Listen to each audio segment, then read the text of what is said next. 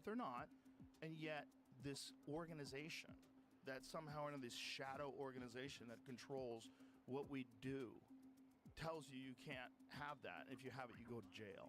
That's bananas. That doesn't make any sense. And as long as we keep stupid shit like that, people will never have hope that there's going to be a better horizon, a better future. They would think that all these things are it takes so long just for marijuana. Look, marijuana's still not federally legal, but it's legal in like half the states. It took so long for people. They're drinking whiskey on every fucking corner. People are just doing shots and drinking tequila, and marijuana's something that gets you locked in a cage. As long as something like that exists, it's preposterous and completely illogical. The good that it serves is the ruling class. It gets to rule without logic. Because they don't have to, it doesn't have to make sense. Fuck you, you're going to jail. You know, like, and it's, as long as they say that, you're like, we raise your taxes, you got to pay them. Fuck you, you're going to jail. But the fucking Constitution, shut up. So if there's like an illegal situation like that, or an illogical situation like that, rather, it makes you lose faith in the whole system. But when someone like RFK Jr. comes along and says, hey, I think we can fix this. It's like, give him a fucking chance. Maybe he can. Maybe he can fix this whole health system where we've been co-opted by these giant organizations that want you to make money. You know, we interviewed on the show. Want to make money off you, rather. Yeah, absolutely. You know, on our show, we interviewed a guy called Dr. David Nutt, who's a neuropharmacologist, and he's in charge of the hallucinogenic trials in Imperial College London, looking at how these particular drugs can alleviate PTSD, anxiety, other types of mental health disorders and depression.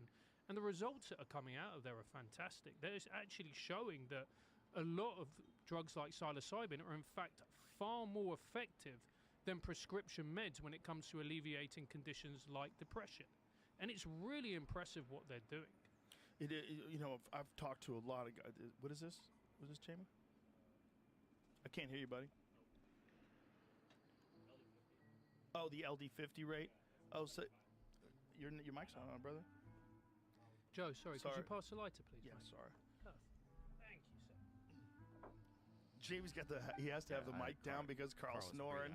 He's not asleep, so it's probably a little safer, but that was the LD50. Bro, when he snores, he fucking puts in some work, that little dude. This was the best I could find. That was 280 per milligrams per mg to kg, which is really hard to understand. So it's 154 pounds. No, so for an average size individual. Oh, that's the weight of the average size individual. So the lethal dose, 50% is, okay. Normal dose would be it 20 says to 30. no. It actually says no lethal overdose potential. It says there's no potential for dying. Right. The recommended therapeutic dose for optimum effects is 20 to 30 milligrams for an average size individual, 70 kilograms or 154 pounds, for whom the medium lethal dose, LD50, is 19,600 milligrams, making it virtually impossible to ingest a lethal dose of psilocybin. But boy, if you got close, mama, you might figure everything out. If you just get to the door, you might be able to come back with enough information like, I've solved it. I solved it.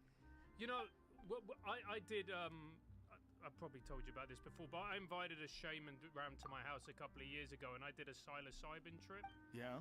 And the results of it were so profound. They changed the way I looked at the world.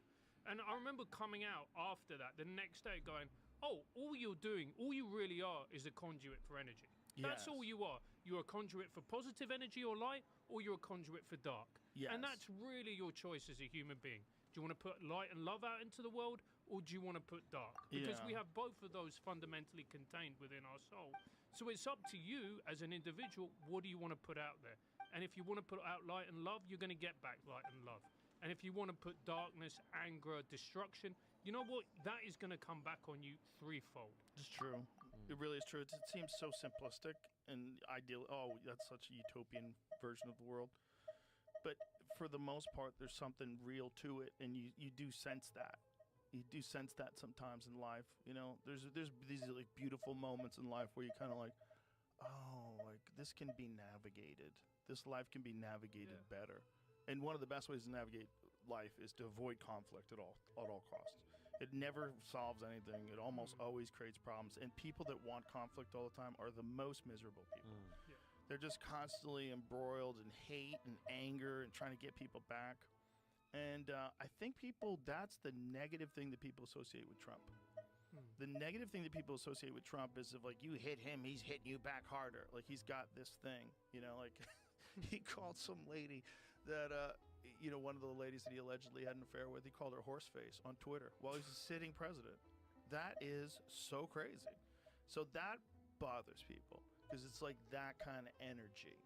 We don't like that kind of energy, and I think that's something that people are very apprehensive about for a leader. Sure. What was your sense of his energy when he was here? He's very charming, right? So he's very friendly to me, and we have a very good mutual friend, Dana White. Dana White loves him. He stuck up for Dana when MMA was a banned sport, and he let them put on his events in Trump Casino in Atlantic City. And so Dana loves the guy, and they've always had a good friendship. He got mad at me one time because I said that RFK Jr. was the only guy that makes sense. But I was essentially saying it the same way I'm saying it here. It's like what RFK Jr. is, he talks about facts and talks about reality, and he talks about issues, and he talks about, like, studies and what we know about things. He's just brilliant with his recall. And he doesn't attack people, and I think we could all use more of that. Even if he's writing something about something like in that book, The Real Anthony Fauci, it's because it's true, and it's not good information, and it affects all of us. He's not like personally attacking someone. And I think that personal attack stuff is what bothers people. And so what did he do? He just attacked me. But he attacked me in the craziest way. He said, I wonder how loud Joe Rogan's going to get booed at the next time he goes to the UFC. I'm like, hey, bro. Like, out of all the places. That's kind of your home court right Out of there. all the places where you think I'm going to get booed. Come on, man. Yeah. Those fucking people. I've been working for that company for 27 years. Like, whatever it's been. I mean, when did I start? I started in 97. That was the first time I worked for the UFC. That's a crazy thing to say. Or how about I hate Taylor Swift? I forgot to ask him about that one. Did he really tweet that? I think he put it on Truth Social when she endorsed Kamala Harris. All capital letters, I hate Taylor Swift. I think he just has this rule. So crazy. Like, he just has to go after anyone who says anything negative about him. It's why he's still in the game, though. You have to realize, like, that's the kind of guy that even though they throw 40 felonies at him, he's still in the game. And he's still all day. He sat here for 3 fucking hours, man. And that didn't have to pee before, didn't have to pee afterwards. Just gets on the fucking plane, flies to Michigan, does the other thing. He's 2 hours late. He just goes, man. It's kind of bizarre. Like, you hear about that, you're like, that's not true. Like, no, he really stays locked in. He didn't get tired. He's 78 years old, but he was locked in. He's got a lot of energy. It's unbelievable how much energy he has. And one of the things I said as well is that after you watched his first presidency, he didn't age. Do you remember Exactly. Barack Obama was like, it was like someone drained the color from him. Trump, Same with Blair. Yeah, same with Blair. Everybody gets hit hard. Look at Biden. Biden basically died.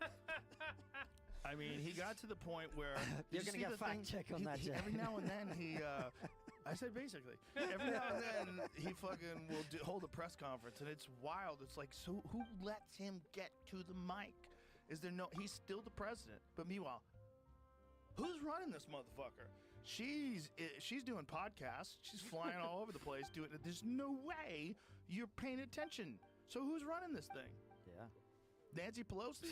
She's in a bathtub filled with diamonds She's the same age, though, as well, isn't she? She's older. She's older than all of them. She's like 83. You know what it kind of feels like? You know when you're in school and, like, the teacher leaves, gets called out by, and then it's just you in the class, the rest of the class, and you're looking around going, what the fuck's going on? Yeah, how are we free? You know what it feels like for me when I use my Tesla and I use auto drive? I just hands off, like, Jesus, does this work? I know it's supposed to work, but I got to keep my hands here. Thank God for the deep state, huh? Yeah, well, if that's real, if that's what's running this thing, I assume it's his cabinet that's running everything. But even then, it's like, is that really how it's supposed to be? It's kind of not. No. It's kind of the weird thing about running for president when you already have a job. It's like, that's why people get mad at governors who run for president. It's like, hey, bro, you're supposed to be governing. Like, we got a lot of problems here. And you're clearly not. It's like if you don't want to quit your job to apply for another job, the people that already employed you are like, hey, fuckface, you're not even here every day. You're trying to get this other job. This is nuts. Like, I've never seen an employee where you're not on the job and yet you're still here, and if you don't get the new job, you get to come back and be in this job. That's crazy. Why did we let that happen? Like, if you want to be governor, okay, you're governor. You want to run for president, you got to quit being governor. Or you got to do your term out because you're going to leave us anyway. So, like, if you have 2 more years left and the elections are on, you're going to leave us. You're going to leave us high and dry here, you fuckhead. Quit the job! Quit the fucking job. You can't have 2 jobs. So that's the nuttiest thing about running for president for re-election, right? So in Kamala Harris's case, she's not necessarily really running for re-election because she's the vice president, but she's also the vice president that's running for president. So she has the second most important job in the world, and she's not doing it because she has to run for the first most important job. So who's doing the job? Well, who's doing both jobs? Who's doing vice president? Where's the borders are? Oh man. It has that feeling though that you remember like in the 90s where you like, I don't know if you felt like this, and I was much younger, where you just kind of didn't question it as much, and then all of a sudden you start questioning things, and all it does is lead you down from one rabbit hole to another rabbit hole to another rabbit hole. You know, it's like people always used to say to us when we started trigonometry, they were like, you know, the whole free speech thing is bullshit, blah, blah, blah. You just want to be able to say racist things. You're right. And they were right. And they were you know?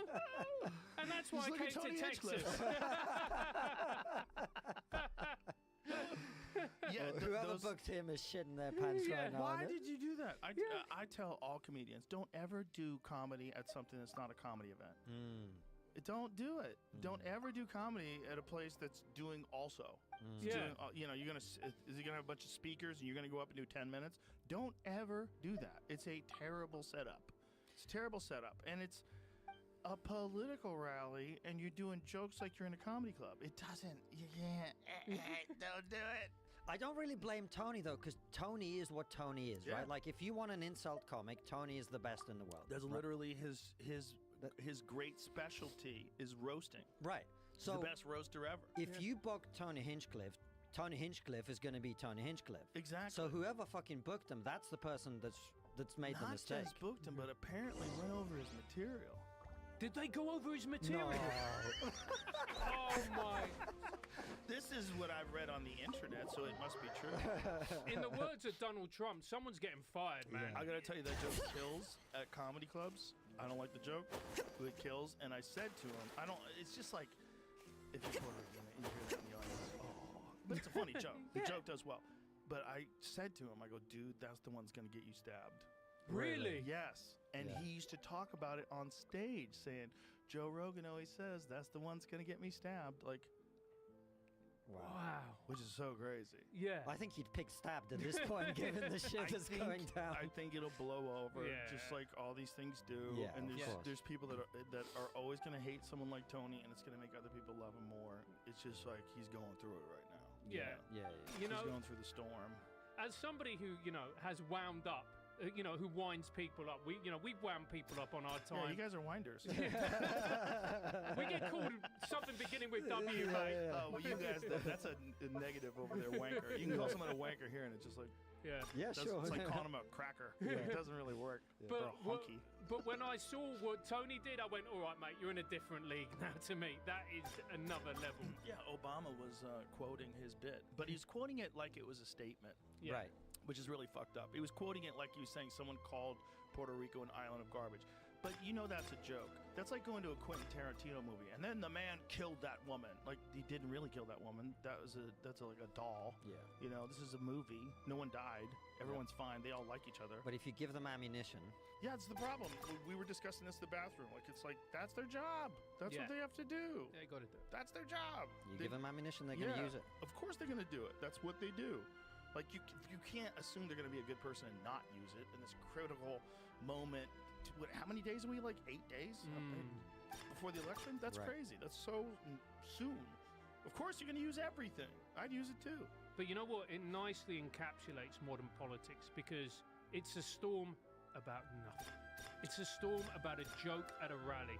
And actually, everybody's focusing on that instead of the huge problems that America has, which we all need to be discussing. And we need to be discussing in a calm, serious, and sober manner because, for example, if you have an open border, that's an existential crisis. Because if you can't control your borders, you don't have a country. But we don't talk about that, really. We're getting upset because Tony Hinchcliffe came along and called Puerto Rico a trash. But he didn't even call him. He made a joke. Yeah, right? exactly. He made a joke. There's an island of trash. Yeah. It's called Puerto Rico. Here's where that joke comes from.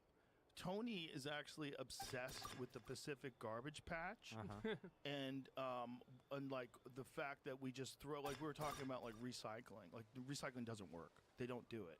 Most of your bottles, when you throw in a recycler, they get put in landfills. So there's a landfill in Puerto Rico that's way overflowed. Puerto Rico has a legitimate trash problem because they're on an island. Like, where are you going to put it, right? There's all these people living on that island. Where are you going to put it? And so they have landfills. Their landfills are way over capacity. So that's where the joke came from. Right.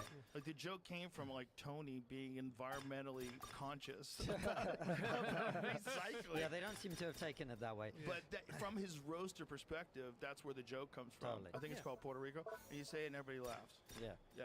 And actually, we were at the rally, and people say no one laughed. Not quite true. Like, it didn't get a big laugh, but it got a bit of a laugh. It's a funny joke. Yeah. It's, you know, even Jon Stewart said it was a funny joke, which I thought was great of him. He had much better ones that got a bigger response, but yeah. It's a terrible. People are like, well, it wasn't funny, right? Because it was a terrible setup for comedy. Everything was wrong. If you were at a comedy club and that guy did that set, you'd be laughing. It's just a bad setup. Everything's wrong. It's like you don't go to see acoustic music while people are using jackhammers around you, right? Like, it's not the right setup. Right. You want to go where somewhere it's quiet. Yeah. And stand-up comedy should be done in a comedy environment, in a club, or I mean, there is a great video, though, I should say, of Don Rickles. Don Rickles in the have you seen that? The Reagan's inauguration. The Reagan, Don Rickles was a G, boy. He was a funny man. He was so good. It really translates today. Like, you watch that set, it really translates today. But I think Don Rickles was almost like, he was in this category of ultra famous comedian, right? He was in this Dave Chappelle type category, where just seeing Don Rickles, all of a sudden it was a comedy show. Like, oh my God, Don Rickles is here. Tony Hinchcliffe does not have that, right? If Dave Chappelle went up and did 10 minutes in front of Donald Trump or 10 minutes in front of Kamala Harris, that's a different thing. Because it's like, he's a cultural icon, and you immediately go into stand-up comedy mode. Like, oh shit, Chappelle's here, right? That's what Don Rickles had with Reagan. Tony doesn't have that. It's a bad thing to do. The whole thing's bad. It's like doing a bachelor party. Like, when you have to do comedy at bachelor parties, they want whores and cocaine. Why is this guy telling jokes? But it's just a bad environment. It's a bad environment for comedy. And, you know, that joke, I would have told him, don't you fucking dare do that joke. I never, like, sat down with him. I didn't know what bits he was going to do. But then I heard he did that joke. I was like, oh, Jesus, Tony. Here it comes. I think there are comedians probably who... I think Tony's the wrong type of comedian for that environment. If you had someone 100%. come in who wasn't a roast comedian, who actually made everyone feel good and like you know just who clean who could do it and just talk about cultural issues and get everybody to laugh is Jimmy Dore. Jimmy Dore is really good at that. He could do something like that because he's so knowledgeable when it comes to politics. He could bridge the gaps between humor and fact and reality and what we're up against. He could do that. But it's not Tony's wheelhouse, man. Tony's just talking shit about people's clothes and stuff. Like, he's very shallow with that. Like, his comedy is all just, you're a loser. You know, but it's fun. It's like, and he'll get through it. You know, he's going through a storm, and that's what happens with all these things, with people like that. But it's good for him, too. Like, when he got canceled in the past, he came back way stronger as a comic because he felt like he had to prove something. Like, it made him really tighten up his material, like really edit things well and really like write sharp stuff. That's what'll happen with him. He'll come back better. Yeah, the thing I really like about Tony is Tony's a fighter. You can tell. When we interviewed him on our show and we talked to him, I'm like, you're a fighter. That's who essentially he is, and he's going to come back from this better and stronger. And it's everybody who is smart realizes that this is a storm about nothing, and it's being used and politicized and weaponized by the Democrat Party because that's what they do. That's what every also side because do. it's effective. Right. Like, that's their job. Like, it makes sense that they would do that. That's literally their job. Their Right. job is to win this fucking election. And if they can win this election by finding some lady who says Trump fingered her in the 80s, then roll her out. Roll her out. Like, who else you got? There's like all kinds of crazy allegations on both sides. I've seen nutty things that I don't even want to repeat about Kamala Harris, and I'm sure aren't true, but it doesn't matter. They're just throwing things out there as much as possible. And the thing is, like, most people aren't even paying attention to them. It makes me so angry, my great-grandfather, he died on the Eastern Front fighting actual Nazis. These comparisons are just, they're illegitimate. And what they do also is they take the power away from the words, because now if you say this guy is a Nazi, there are some Nazis. Like, open your Yes. fucking Twitter feed. There's some Nazis out there's some there real right now, Nazis. right? But if you say that guy's a Nazi, no one takes it seriously anymore. Right, but there were some other things at the rally that people got offended by, and one of them was that guy's name, Stephen Miller. Was that his name? Yeah. He yelled something like "America is for Americans," like something like that. Let's Did see he? what he said. See what he said. I don't remember that part. That was a weird one, I thought, because I'm like, okay, what's an American? They're all immigrants. Though it's a literal country full of immigrants. So what? It's not like saying Germany is for Germans, right? Because That has a different vibe to it, it John. does. A bad example. I should have said like When they got- Portugal is for Portuguese. Right, Yeah. right. When they got Germany's for the Germans, you're like, all right, mate. Yeah. Chill out, But chill it's out. but it's that same kind of rhetoric to get people like, whoa. Yeah. Why are you yelling that? Like, what Yeah. he's saying? Like, I really like the way JD Vance talks. Mm-hmm. It's not screamy, yelly. It's like very smooth, and he's very coordinated. Very good. Yeah. He's at sharp being- guy. Very good at being a very intelligent guy. Very good at being a politician. And he does these interviews, which is interesting too, because he'll talk to all these people. He'll talk to CNN, all these people that corner him. They try to corner him on stuff. It's interesting what people admit to and what they won't admit to, and what they won't talk about. Like, did you see Jake Tapper and him got at it? Yeah. Jake he's Tapper got so good emotional. with the media, man. He's very good at breaking the traps Yeah. that they set. So what does he say? Americans for Americans only. Let's see how he says it. Listen to how he says it. America is for Americans and Americans only. All right, settle down, bro. That's goofy. Yeah. That's goofy because, yeah, right. But what is America? America is literally a country of immigrants. I want you guys to be Americans. I know people that have moved here that become Americans. Best pool player in the world, Fedor Gorst. He's from Russia. Became an American citizen. He's American now. He plays literally on the Moscone Cup, which is like America's pool team. He's American. America is everybody from everywhere. That's literally what we are. We are the actual melting pot. So America is for Americans only. Like, okay, what does that mean? Yeah. How about let's not let in criminals, rapists, and murderers? Right. How about that? How about let's vet the terrorists before they come across? How about say that? America's for Americans only. Like, okay. Totally. And, we've traveled to many countries. I have to say, when it comes to legal immigration, I haven't been to a place that's more pro-immigrant at the level of the ordinary person than this country. Well, we love an immigrant success story. Right. We love a guy who comes here from Nigeria and now he's worth $1 billion and he made his own computer company. Like, holy shit, look at that. This guy came from nothing. We love a come from nothing. We don't. That's the things that my friends from England always tell me is that there's this real there's an idea in the culture like to keep people in their place. Yeah. And they don't like when someone has like wild aspirations and they'll try to shit on you. He says there's no support at all for you like chasing your dreams. Tall poppy syndrome, we call it. Yeah. Yeah. Well, look, Francis was born in the UK. I came there when I was 11. I love Britain, but there is this element where you're not supposed to strive. You're not supposed to think you're special. You're not supposed to try and achieve too much.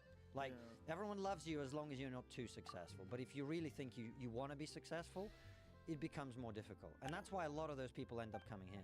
Yeah, they fucking give up. Your tabloids are brutal. Yeah. Your tabloids over there are brutal. And the laws are like different.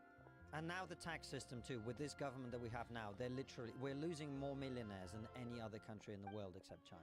Didn't France do that at one point in time? Enact an enormous tax, and a shit ton of people left, and they wound up losing money. Lots of countries done it. It doesn't work because rich people don't have to live there. But that's why we have to have one world government. So we tax everybody. Don't you understand? You can't just keep letting people move.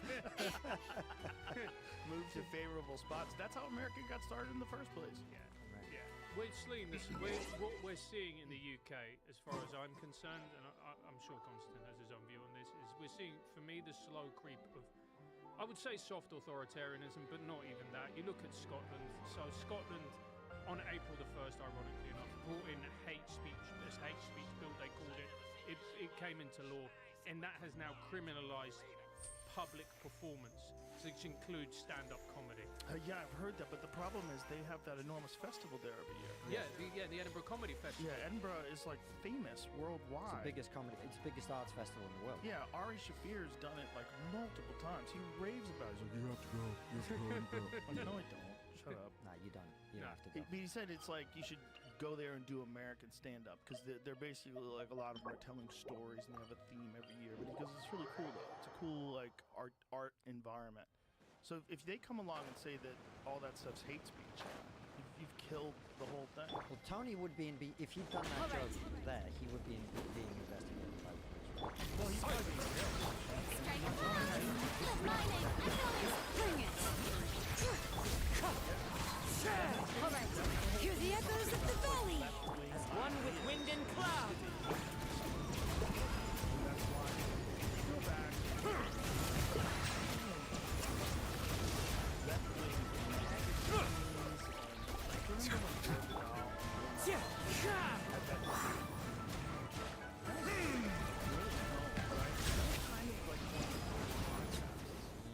Because they played it on. If you haven't seen that, what was the documentary about something enemies? It's a great documentary, but it shows that the network that put it on, I think it was ABC, was getting killed in the ratings, and otherwise they would have never done this. And so they just decided, like, let's just take a chance, and it became this enormous success because everybody was under best of enemies. It's really fantastic. It's a great documentary, and you know, William F. Buckley is kind of a stuffed shirt, kind of douchey right-wing guy with a pretty good vocabulary. And Gore Vidal, who was brilliant, but a weirdo, man. He wrote that nutty book about a transgender woman who, like Raquel Welch, played in the movie. It's the craziest book that he turned into a movie. It's a really nutty movie about, like, a guy becomes a woman and she's really hot and then becomes a man again.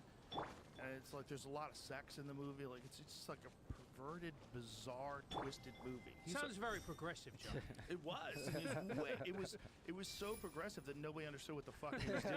It's like he was so far ahead of his time. But you know, that was the left back then.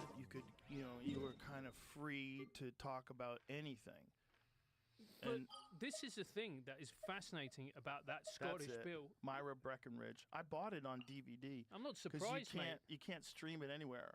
Raquel Welch. First of all, the idea that any man could ever look like Raquel Welch, like, shut the fuck up.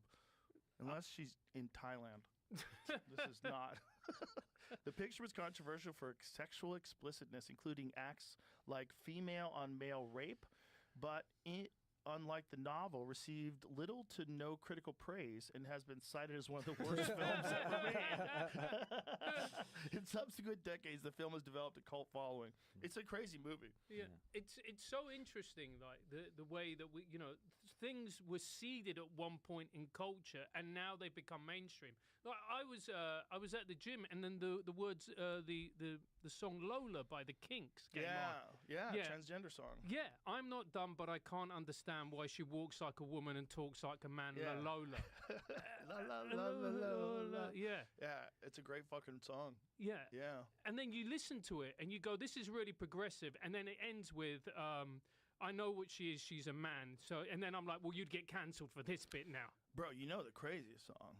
The craziest song is Brown Sugar. Oh, yeah. Rolling Stone doesn't even play Brown Sugar anymore. I went to see them in concert, and they said they would not play. Well, I mean, they've already said it in interviews. It's like it's too controversial a song. And then I saw the lyrics. Like, I had only heard the song. I had never, like, read the lyrics. And so, you know, when Mick Jagger singing, it's hard to understand what the fuck he's saying. You know, 'cause it's like he's singing. Like, he's making sounds out of the words that are pleasing more than he's communicating, like, really clearly. Pull up the lyrics to Brown Sugar. Wait till you read this.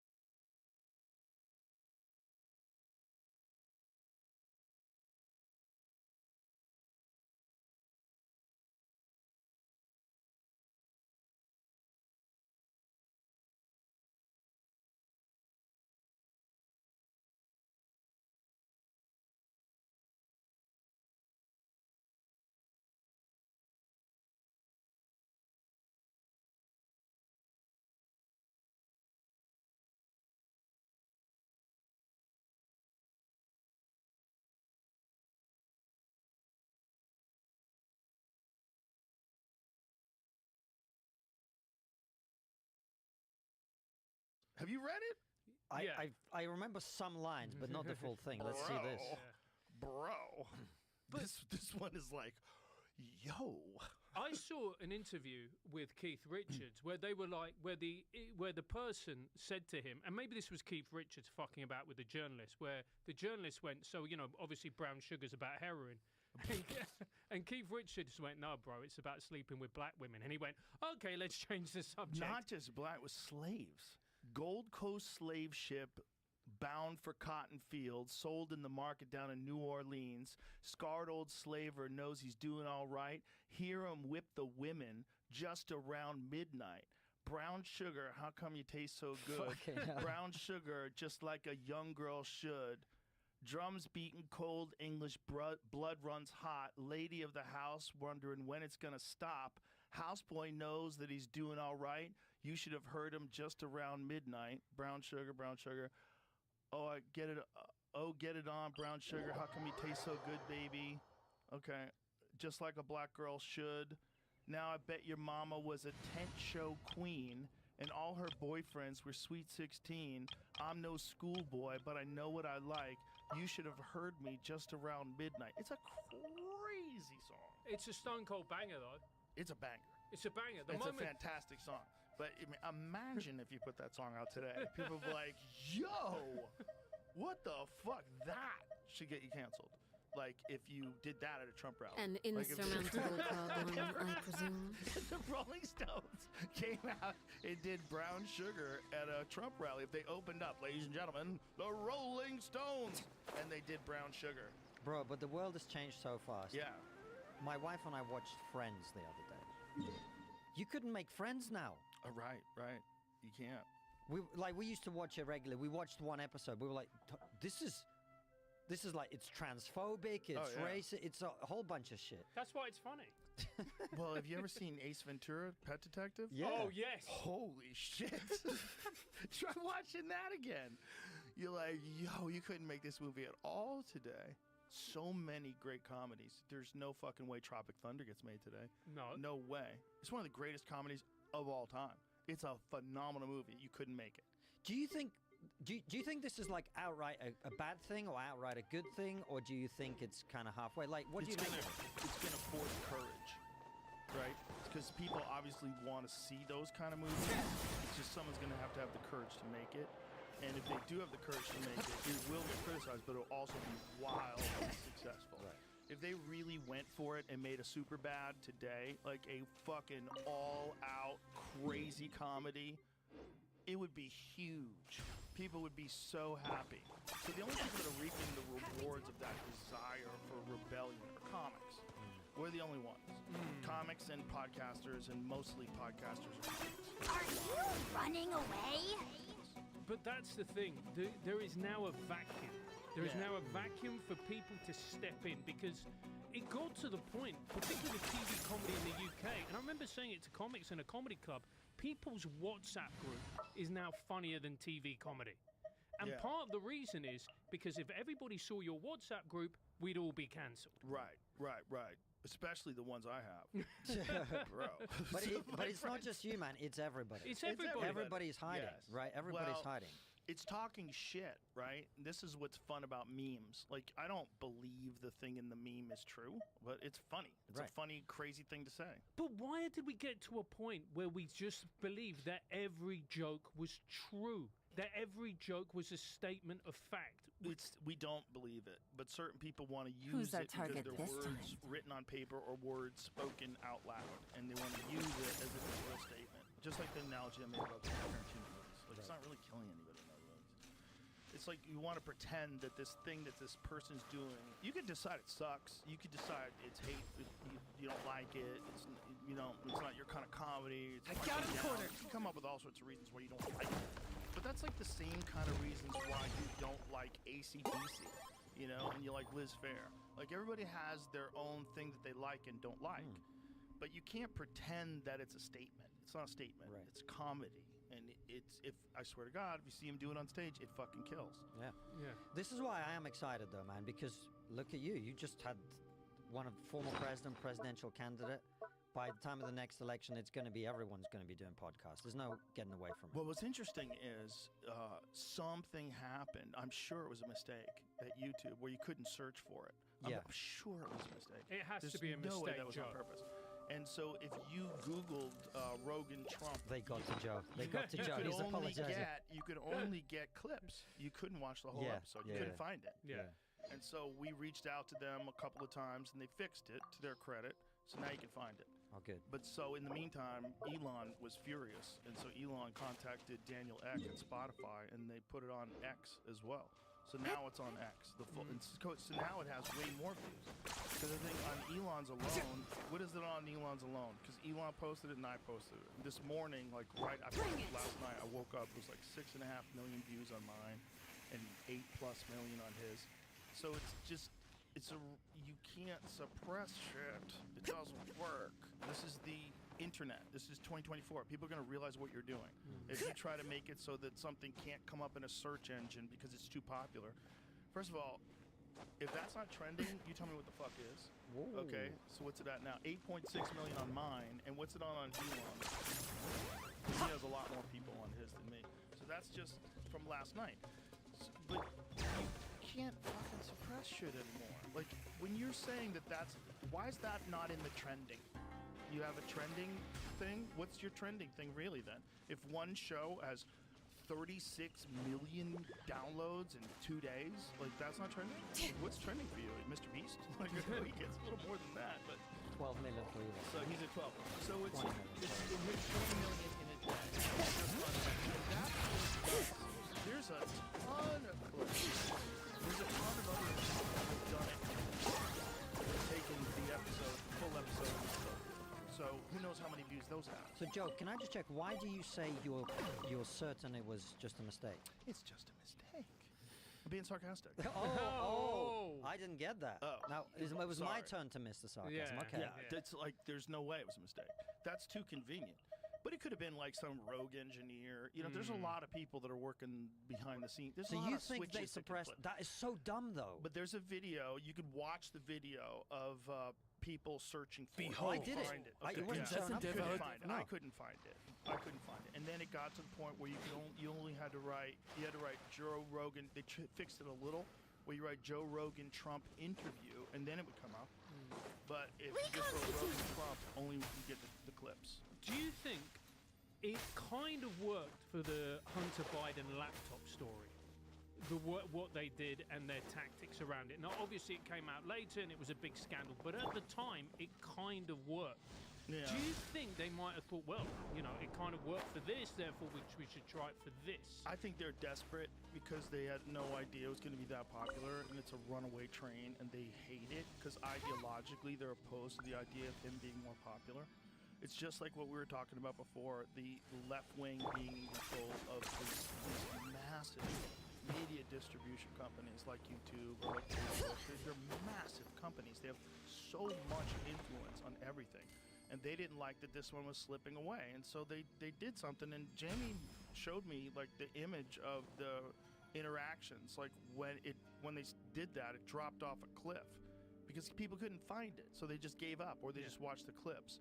So you see like how much downloads How it's many getting, forging and then it just- commissions do I still What have to about that finish? claim about Let's the see. recording One. taking you down? What's that? Yeah, that could be it too, right? They were saying that you mass report something enough. So what was the actual claim? Like somebody posted, I said, essentially, right? Basically, I was about to say, if you mass report something enough, they might have just taken it out of the search because it wasn't like they didn't delete the video from our channel. Or anything. Right. So that Couldn't could find be it it. in the search. That could be it. But that's also the same thing, right? God, reveal the. Bring it.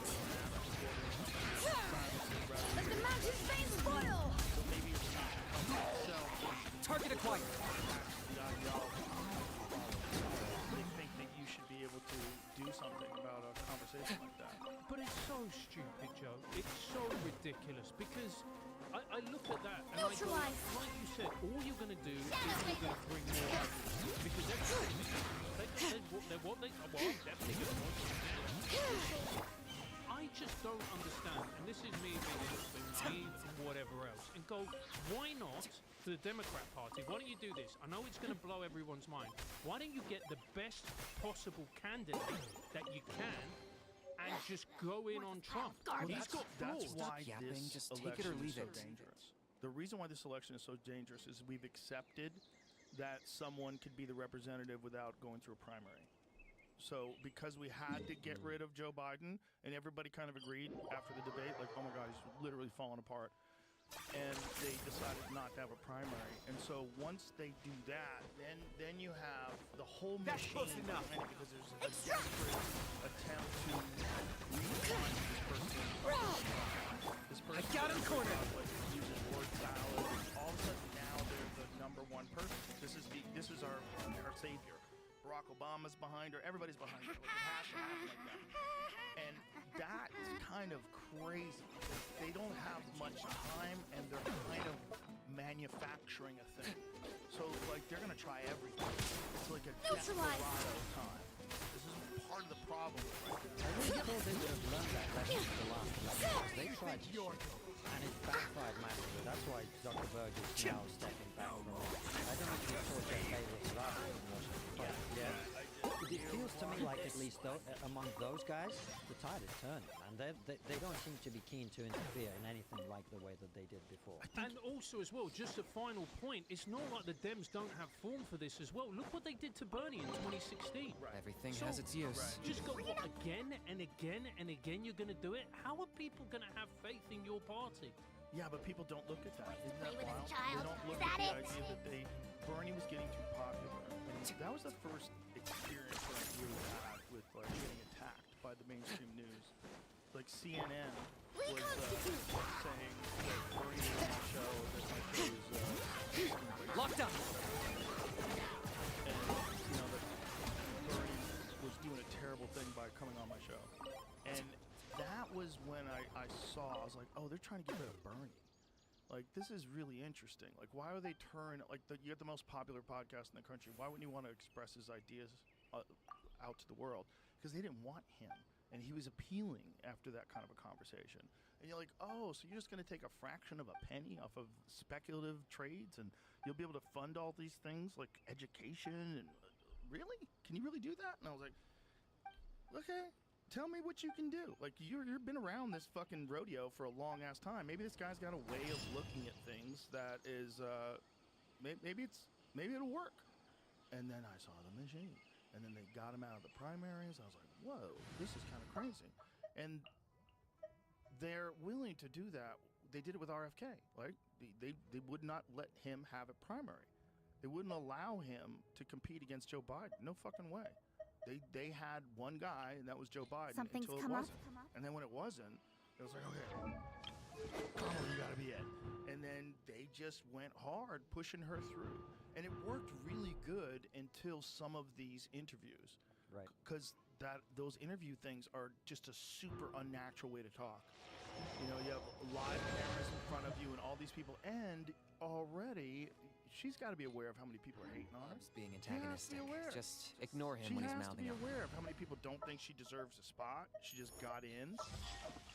Joe, can I ask you something? Who's the they? Right? This is the thing I'm genuinely wondering. Who's the they that's trying to get Bernie not Stay to run? close, Who's and the you will they? First of live. all, it's the DNC. Clearly, if you read Donna Rice's book.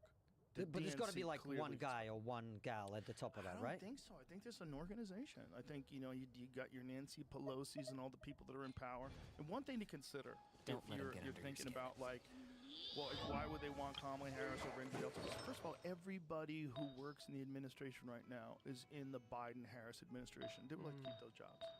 Well, I'd like to keep this job. That makes sense. What do I have to Yeah. do to keep this job? And those are essentially the people that are running the show because she's busy and he's not there. So, like, those people want to keep their job. So that's what you're experiencing right now. Dare you to release But man, me and you say know, that to my face! sorry, Francis, Go just to for it. finish on Yeah. like, it sounds like a trite and rather obvious thing to say, but Is this you're really running necessary? to be the leader of the most powerful country in the world. Right. You got to be able to fucking talk, man. Yes. Yes. Well, if a We don't even primary- say this because it's so fucking obvious, but you've got to be able to communicate. That's why we have primaries. Hear the echoes of the valley! Right. It's being Inazuma shines eternal! all about. It's not just about like, who's got the better idea. It's actually both right sides. Find out who's got the better idea. It's about seeing them kind of perform under pressure and respond under pressure. We want to see how you handle the cooker. That's why we like those crowds. You know, when you do those debates in front of crowds, it's a bigger cooker. You know, we're trying to figure out whether or not you can handle it. And by having no primary and having her just go right through, and then keeping RFK Jr. away from Biden even before that, like, this does not give a lot of people faith that you are following the ideals that this country was founded on. And if you're going on your own way just because you want to win, okay, you've kind of taken over this system and subverted it. You've changed it. Well, let's say you get elected, though. You're going to be sitting across from Xi Jinping and Vladimir Putin. Right. If you can't fucking talk, how's that going to go? Well, good thing they don't speak English. They can take what she said and make it sound brilliant. It's going in to the make even translator. less sense I think translated, they're- believe me. You know, they're not worried at all. There is no escape! Like royalty! How many years? Since I 1990. got him cornered. 25 years being a leader of Russia, and Xi Jinping controls China with an iron fist. And he's been doing that for how long? Right. I don't know, but a long time. A long time. So you have people it's one of the vulnerabilities of American politics is its strength. And one of the strengths is that you don't have someone who stays in and just keeps running things and becomes a dictator. You have to get out of there after 8 years at most. The bad part about it is every 4 fucking years you have someone who's new Points for agility. doing the hardest job in the world they've never done it before. Like even Trump said, like at the beginning of his term, he did not know how to appoint people. He didn't know who to trust, and he trusted a bunch of people he shouldn't have trusted, and he put a bunch of people in there that he shouldn't have put in. So 4 years of that, he got a handle on it, and now he has a completely different perspective. Why? Because he did the job already. Because he's already been in there running it. Like, he knows, kind of. He's a businessman. It's like, I see why this is fucking up, and I need to get smarter people in here. And so what does he do? He talks to Chamath about being the head of the FDA. He talks to Elon about coming up with some government efficiency agency. He talks to RFK about taking care of healthcare. He's like delegating to people that are very good at it. And like these people that could actually impart Stop a yapping, real just change. take it or leave it. Not like a sort of fucking a fugazi change where you just like putting on a different mask. No, a real change of the system. And that's one of the reasons why the resistance against it is so hard, because so many people are going to be out of work. And you know what I found really interesting looking at the Democrats? You look back at the Bernie 2016 thing.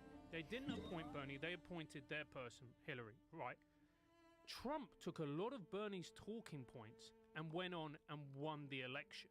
And because it spoke to the average American. And the average American felt no connection with Hillary whatsoever. Yeah. So you're actually going, if you had just got and been fair, Bernie might actually have won. He might actually have won because he had cut through with the average American. But they didn't want that. They appointed their person, and then they ended up losing. And then they had a tantrum and said it was Russia interference and all the rest of it. Yeah. No, it was you. You stopped the person who actually could have won the election for you, who could have cut through to the average American. You didn't want that, and you screwed it up for yourself. And then you had a tantrum at the end of it, blaming everyone. And then there was also the polls, right? The polls had her winning, like by a huge margin. I think on election night, it was like a 90% chance she was going to be the president. Something crazy. So for him to show that the polls were bullshit, that it's good in a way, but it's also like now they're going to tighten things down significantly. If the same sort of apparatus that would keep a guy like Bernie Sanders out or a guy like Robert F. Kennedy Jr. out, they're not playing fair. They're not interested in playing fair. They're interested in winning, is whatever the fuck it takes to get through this thing and win. They want to keep their jobs. It's like they're engaging in corporate warfare. It's like, or legal fair. It's like they're weaponizing the justice system to go after their opponent. They're doing everything they can. All of the things. What's your sense of how it's going to go? I have zero idea. Zero idea. I do not like that the people are suing to make sure that voter ID isn't required. People are suing to stop people from using ID to vote. That's the only reason why you would do that is you want people to vote that shouldn't be voting. That's the only reason. That doesn't make any sense. You know, we've been here a week now. I've had to show ID to get into a bar, to rent a car, to rent a hotel room. Like, Yeah, it's just ridiculous. Everyone trope. has fucking ID. But the saying it's racist to require ID is so crazy. Or it's bad for poor rural Americans to require ID. That's crazy. They have cars. Everyone has a car. I They saw have some driver's data on the licenses. internet, it might be wrong, but it showed that ethnic minorities actually have a higher support for ID for voting than white Probably because they went through it to get a fucking ID. people. Right. Right? Ethnic minorities went through it, became American citizens, actually got the legal right to vote. They're proud of it, and they're like, hey, do what I did. Don't just cheat. You know, You guys are cheating. Seems like a reasonable point. That's so reasonable. But anybody who would say that that's not reasonable only wants to weak, right? You know, I'm pretty left of center for the most part, and I see that. I'm like, that's crazy. You can't. That doesn't make any sense at all. You can't say people don't need IDs because it's racist or it's whatever it is. It's you know, classist. And the thing is, they talk about classes, right? And I used to work when I was teaching, and a lot of people Target acquired. If people made it to the end of the week with food on the table and they paid their bills, that was a win. That was an absolute win. And having worked in those communities, those people are more anti-illegal immigration than the inverted commas elites. Because Right. illegal immigration brings down their wages. It brings down their ability to earn. It means that the jobs that they do get obliterated and they can no longer afford to feed their families. It's basic economics. So this idea that, immigration is a right-wing issue, it's bullshit. Immigration is actually a left-wing issue. And you look at all staunch, what you would consider to be old-school lefties, they are all, no, we need to control immigration to protect the rights and wages of workers. It's why when we had Brexit in our country, people said, oh, it's right-wing. It wasn't. I know so many blue-collar guys who voted Brexit. They weren't racist. They weren't any of those things. But as one of them explained to me, he was like, look, Francis, I've got no problem with immigration. But at this point, it just feels like my wages are getting lower and lower and lower. I've got a kid on the way. I can't afford to live on this. And to then smear that person as right-wing, it's obscene. It's also, you're giving power to the people that take advantage of these illegal immigrants, air quotes, because they can get to work for less money. So you're empowering bad people to use cheap, illegal labor. And that becomes a problem because they use it all the time, especially there's no inspections. I mean, how many different plants have been busted across the country using illegal aliens? It happens all the time. Construction sites happens all the time. In fact, Tim Dillon said that was one of the, he believes one of the motivations of having the border so porous. He thinks is to get cheap labor because it's hard to get cheap labor. And so if you're working a construction site and you got a bunch of illegals working for you, they have no rights. You know, they can work for a fraction of minimum wage, and it's way more money than they were getting when they were in Mexico. And then you're putting them up in a house. They all live together. They're pickled peach. They're fucking happy as shit. They can't believe they're in America, and they're actually making money, and there's a road to at least some level of prosperity that exists here. So they'll work for less money. So you're empowering scumbags to pay people below, standard wages. And then you're crippling all the people that are the workers who don't have any say, who are here illegally, who are, they demand, they know what they're supposed to get. They demand fair wages and health insurance, all the things that you should get in Puerto. Yeah, and it's also as well, look, my mum's Venezuelan, so, and I've got family in this country. I know a lot of Venezuelan people in this country. And then I see what illegal Venezuelans are doing, like El Tren de Aragua. That gang. I like how you rolled your R's and stuff. Well, it's pretty good. I always make fun of him for that. I'm just trying. I'm Latino. Yeah. You did a good job. You nailed it. I need to do it, otherwise no one believes me, Joe. But I can tell you this for a fact. Every single Venezuelan who came here legally works hard, went through the hoops to escape Venezuela to create a better life for themselves and their family. Are utterly mortified, horrified. Reveal What is thyself. happening in this country? Because not only is it terrible for the victims, but it also reflects badly on us. Like, if you now go, I'm Venezuelan, and people think, oh, what, like that criminal gang? Well, it's also weird that it's taking place in what they call a sanctuary city, where the cops are kind of handcuffed as to what they can do with these people. And one of the weirdest ones was someone was having a conversation with this woman where they were talking about these gangs. I forget who it was. I forget who it was. But the woman was saying that it's only a couple of apartment complexes that have been taken over. Who was that with? I think it was JD Vance. Yeah. And he was like, do you hear yourself? Right. In the United States of America, armed gangs from Venezuela have taken over a couple of apartment buildings in your city. And you think it's not a big deal? You're trying to minimize that? How crazy that is? That illegal aliens who came across who are armed to the tits or part of a dangerous, enormous, organized gang have taken over apartment buildings and are extorting all the people that live there. And you don't think that's a problem? That's wild. And if you say that, they go, that's a right-wing talking about. That's like, wild. what are we fucking talking about? What are we talking about? What if your mom lives in that building? Like, what are you talking about? That's crazy. You're saying crazy things. It doesn't make any sense. It doesn't. And we were in LA last year, and because I have a Russian name, all the Lyft and Uber drivers in LA, they're all Armenian, right? So they all speak Russian. They recognize my name, so they talk to me in Russian. Yeah! The guys who came in the 90s, they all came legally. They got their documentation. One guy was telling me he smuggled his 83-year-old father, who's disabled, in a wheelchair through the southern border. Like, all the guys that are coming now are coming through the southern border. They're not getting documentation. Why would you bother? Right. Why would you bother? And that Americans are pretty much going to high levels. But I also think when you have high levels of illegal, Got him cornered. that undermines people's confidence in the entire system. And the worst thing is, it doesn't make any logical sense. Can anyone explain to you why it is beneficial to America to have an open border? What is Well, the benefit to America? I think 84% of Americans don't agree with it. Well, no shit. I think it's a large number of Americans don't agree with it, and yet it's happening. And the real fear is that it's being used to buy votes. Right. That's the real fear.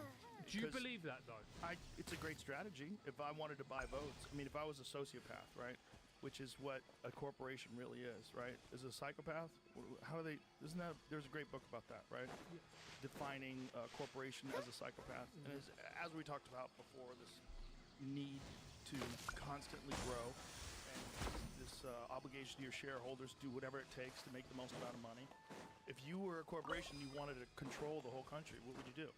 Well, I would incentivize people to vote one way, and I would move them in and make their life way better than it ever was before, and then let them in, and the other side's saying, we're going to deport you.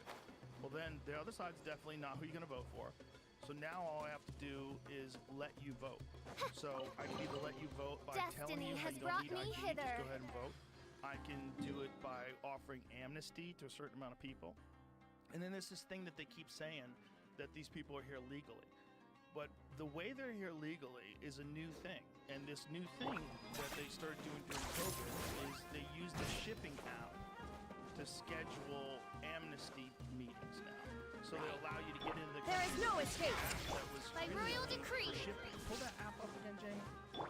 So this app was originally used, so like say if you came here from, England or whatever, and you wanted to sell some stuff, you could be here for a while you're shipping and bringing it back. This is like the way that you can register so they know where you are and then you can leave. So now they changed it during COVID and made it so this app now allows you to schedule an entrance into the country. So you don't have to have, there's no vetting, there's no checking on you, there's no who you Don't are. worry. But through this app, you can schedule time. They'll compensate you, they put you up, they bring you to place. This is a U.S. Customs and Border Protection app. So it's the CBP1, Mobile Passport Control MPC, and My CBP. So it was launched in October 2020. CBP1 is a free app that provides access to a variety of CBP services. It uses guided questions to help users find the right services, forms, or applications. CBP1 was originally used to help commercial trucking companies schedule cargo inspections. In 2023, the app was expanded to allow unauthorized migrants to request asylum and book appointments in the U.S. and Mexico. But that's good. You want people to book an asylum appointment, and so that you could make sure whether they're legitimate claimants. That's a good thing, right? The problem is when people are allowed in and they don't have a consent, right? Because America would Shine let down. people here for asylum. I think the American people are very generous. I wonder how many people they can That's a different question. The real question is why are so many of them showing up in swing states? That's the real question. Because it's like, that seems a little suspect. If you're moving people to swing states and then you have people like Nancy Pelosi and I forget who else it was, they were making the argument that we need immigrants because Americans are not having enough babies. Happy to oblige. This is Elon's argument. He's made this population collapse argument, which Sure. doesn't Illusion seem right to shattered. people because they're stuck in traffic, but it is right. If you really pay attention to the amount of people that are actually having children, and what it's doing to us, South Korea, Target acquired. We had this guy Stephen Shaw on the show to talk about. He did a great documentary about it. He went all around the world looking at population decline, and it is a real fucking problem. It's a real problem.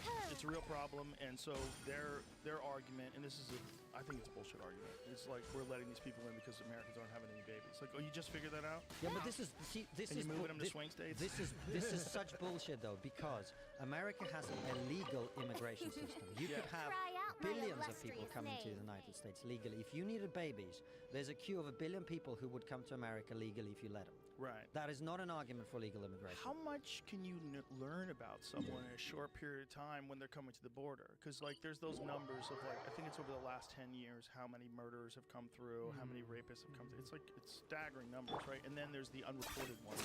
A lot of these gang members, they snuck in.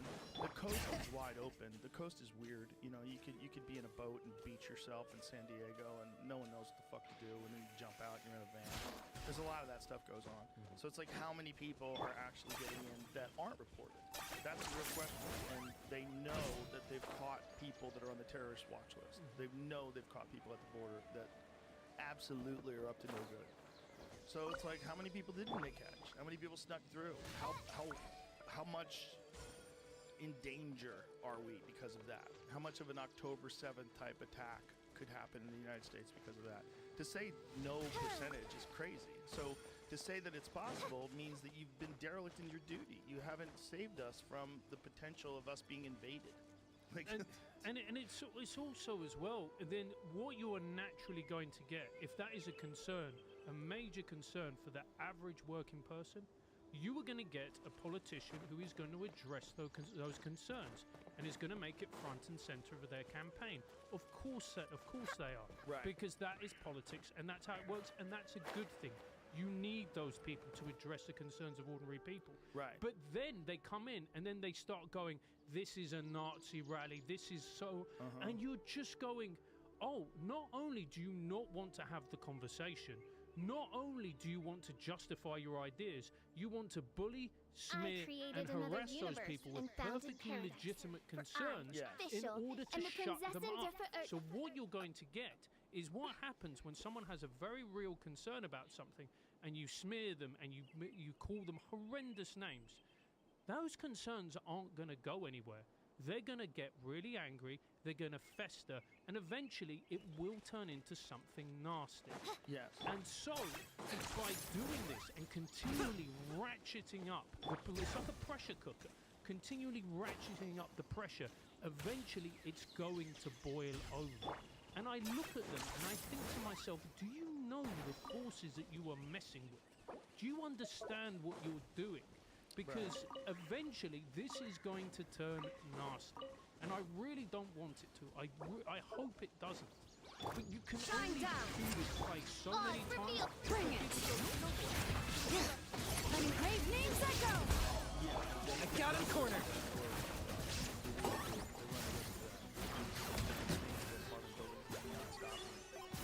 All of it's very clear because that's what everyone's worried about. What everyone's worried is that our level of crime is going to rise up because you're bringing people from crime-ridden areas that have criminal backgrounds and you're letting them in without vetting them, and you're going to increase the crime, and you're going to increase organized crime and cartel crime.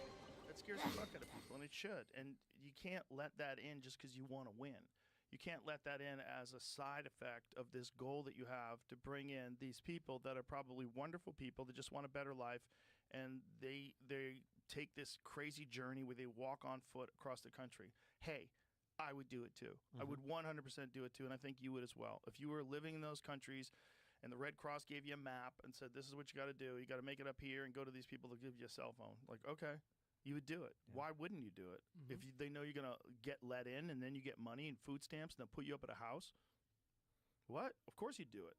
And then you have like these places like New York City where these enormous luxury hotels are completely occupied with immigrants. What was that movie that luxury hotel was in? There's like a famous movie. Is it the Jennifer Lopez movie, Made in Manhattan? Is that the movie where they have those people hold up? Find out if that's it. But it's like a famous luxury hotel. And then all the poor people in America are like, hey, motherfucker, what about us? What about us? What about the veterans? What about homeless people? What about all these people that are down on their luck? What about all these people that are single moms? All these people that have no money? What about them? Well, this is the question I'd be asking. If you mentioned 84% of Americans are concerned about this. If I was a Democrat, that's what I'd be asking. The Roosevelt Hotel. Wow. That is crazy. The Roosevelt Hotel is a famous hotel, and look how beautiful it is on the inside. It was just over a year ago when the Roosevelt Hotel and became the one-stop shop. So this entire hotel. So if you're a hotel guy, right, and Homeland's, whoever it is that runs this program, comes along and says, hey, we'll fully occupy your hotel 24/7. We'll give you X amount of money. You know, maybe it's more money than you would get if you were at full occupation. Like, you're like, okay, sounds like a great deal. And so now you have housing for all these people, and then the people that are living here are very upset, and they should be. You see it all the time. Like, people in Chicago are fucking fed up, man. They're like, we've been trying just to take it or solve leave it. the crime and the poverty problem here forever. City would not say how much it costs to keep the facility running every day, but Immigrant Affairs Commissioner Manuel Castro emphasized how the cost should be coming from the federal government. We hope that the federal government does more in support of asylum seekers. Okay. Well, it's like what you said. The federal government is giving money to hotel owners, Yeah. and so everybody's happy. Yeah. Everybody's happy, except the people of America. Well, except the people that have to deal with the problems that come along with allowing people in that aren't vetted. You know, especially people that come from a place where it's violent, you know, totally. and crime is rampant and normal. Well, this is what I was going to say. It's like, if I were one of those Democrats who secretly harbored these concerns, the question I'd be asking is, why isn't my party dealing with this, right? Why if all of America basically agrees this is a problem, why is it a party political issue? Why isn't it a thing that both parties agree on, by the way, as they used to? Right. All the major Democrat figures 20 years ago, I had a whole chapter in my book about it. They all used to say exactly what Donald Trump is saying now. Yeah. Yeah, they do. And especially Barack Obama. You know, he talked very... Clinton, Yeah, Obama, all of them. Pelosi, Schumer, They all of talked them. about the importance of a secure and safe border. Right. And that it's always been an issue because you want to protect American citizens. It's not racist. Like, I'm all for immigration. I just think maybe we need to spend more money on letting people in legally. Right. But how do you vet those folks? That's the real question. Like, how much paperwork did they have? How much of a... It's pretty thorough, man. Like, Francis and I have had to apply for visas Right, but to you come. guys did it legally the right way. That's what I'm saying. but but what they these- look everywhere, man. Like, But every even people cavity is fucking examined. You know what I coming mean? through, but even people coming through, I mean, if they're coming through the wrong way and you want to vet them, how can you even? You can. You Can you- can. can you? Yeah. Really? Of course. I don't think it's beyond the American system. But if you're from a third world country, Yeah. with very little paperwork, like how do they do that? Interviews, I would guess. They try and find out where you lived. Like, you know. Oh my God, how much resources would that require? Yeah, but compare that to how much resources are required to host people in a five-star Good fucking point. hotel. Yeah, very right? good point. Right? You Right. could be talking to those people the entire time. So where are you from, Bob? What'd you do over there? Yeah, Where'd you man. get those scars, Bob? America would save a lot of money if it Yeah. put a lot more money into finding out who's coming here, making sure people have a legitimate Yeah. claim, they've applied legally, and then you're spending the money where it's supposed to be spent, and then you've got a safe fucking country. Yeah, and then there's- And this is a really important point when people go, because they do, you know, they do the argument about, look, we have to let these people in. You're letting people smugglers flourish. You're letting sex traffickers flourish. How many of those poor women and kids are getting brought over and basically being turned into a sex slave? They've got no identity. They've got no rights. How many of them are now in this country? No one knows. it's not zero. No. It's not zero. It's a real concern, and that's not something that's being brought up. Instead, they're bringing up Tony Hinchcliffe's joke. Right. Right, because this is an inconvenient political issue that is very dangerous. The Republicans harp on it, the Democrats ignore it and minimize it. Illusion shattered. It's a giant By issue. royal This is decree. a giant issue. There's something like 300,000 kids are missing across the border. They have no idea where they are. There's so many people. I mean, what is the number over the last 4 years that have come across illegally? I mean, what's even the estimate? What's the estimated number of crossings? It's the highest ever that's ever been in modern history. I think There is no Hunter Biden escape. has been around 10 million total from what I've read. But James, I'm not sure. Odds, Ricky, bring it. Hear the echoes of the valley.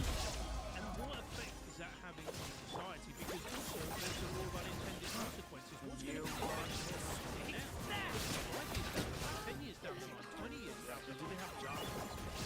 Here's the thing. Well, they do for like $2 an hour, yeah. Yeah. Right, but here's the thing. Like, if there was more American manufacturing, and this is one of the things that Trump really wants to pursue, is incentivizing American manufacturing and putting tariffs on running things away? that are brought in from overseas. Yeah, illusion shattered. American By royal decree. one of the things is Letting praise names echo. Locked up. a lot of things got stuck. So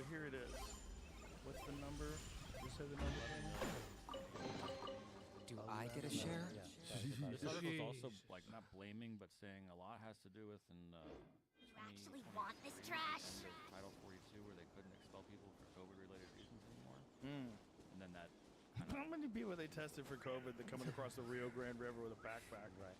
Shut the fuck up. The one thing I wish the right did better on this, though, is to talk in more humane terms about it. It's always Yes. there is a kind of like these fucking illegals. Right, and right.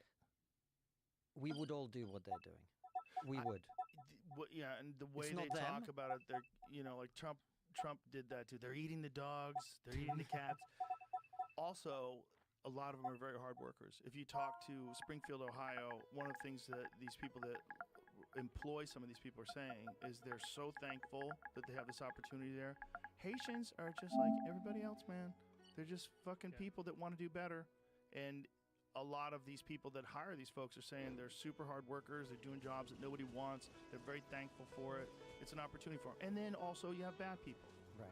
Just like all groups of people that come from war-torn, fucked up places, and they come over here, you're going to have good ones and bad ones. I'm just saying, I just wish that ire, which is perfect, like what you're saying, Francis. This is the point you made very well. It's like, you just wish that ire was directed at the people who are allowing this to happen instead of the people who are coming, because that's not going to make things. What we need is we need to vet people, but also we need protections to make sure that people aren't being forced to work for inhumane wages.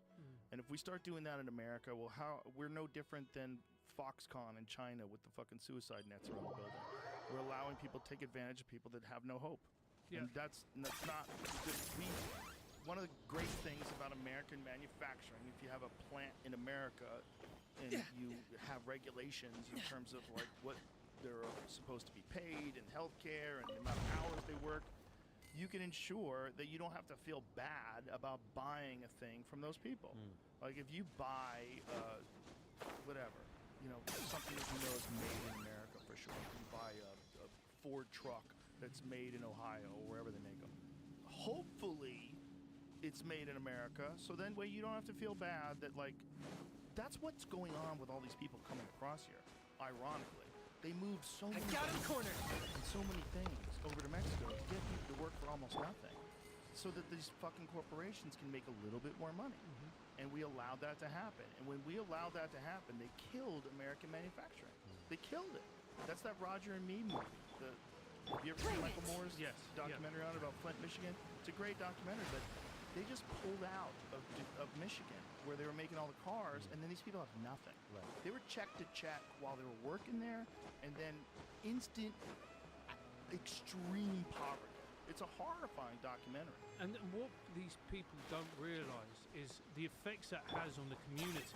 Not only the poverty element of it, but work brings dignity, Joe. Yes. It brings purpose. Yes. It doesn't matter, like, the level of job that you have, but if you're going out, particularly for men, and you're doing a job, maybe you hate it, but you know what?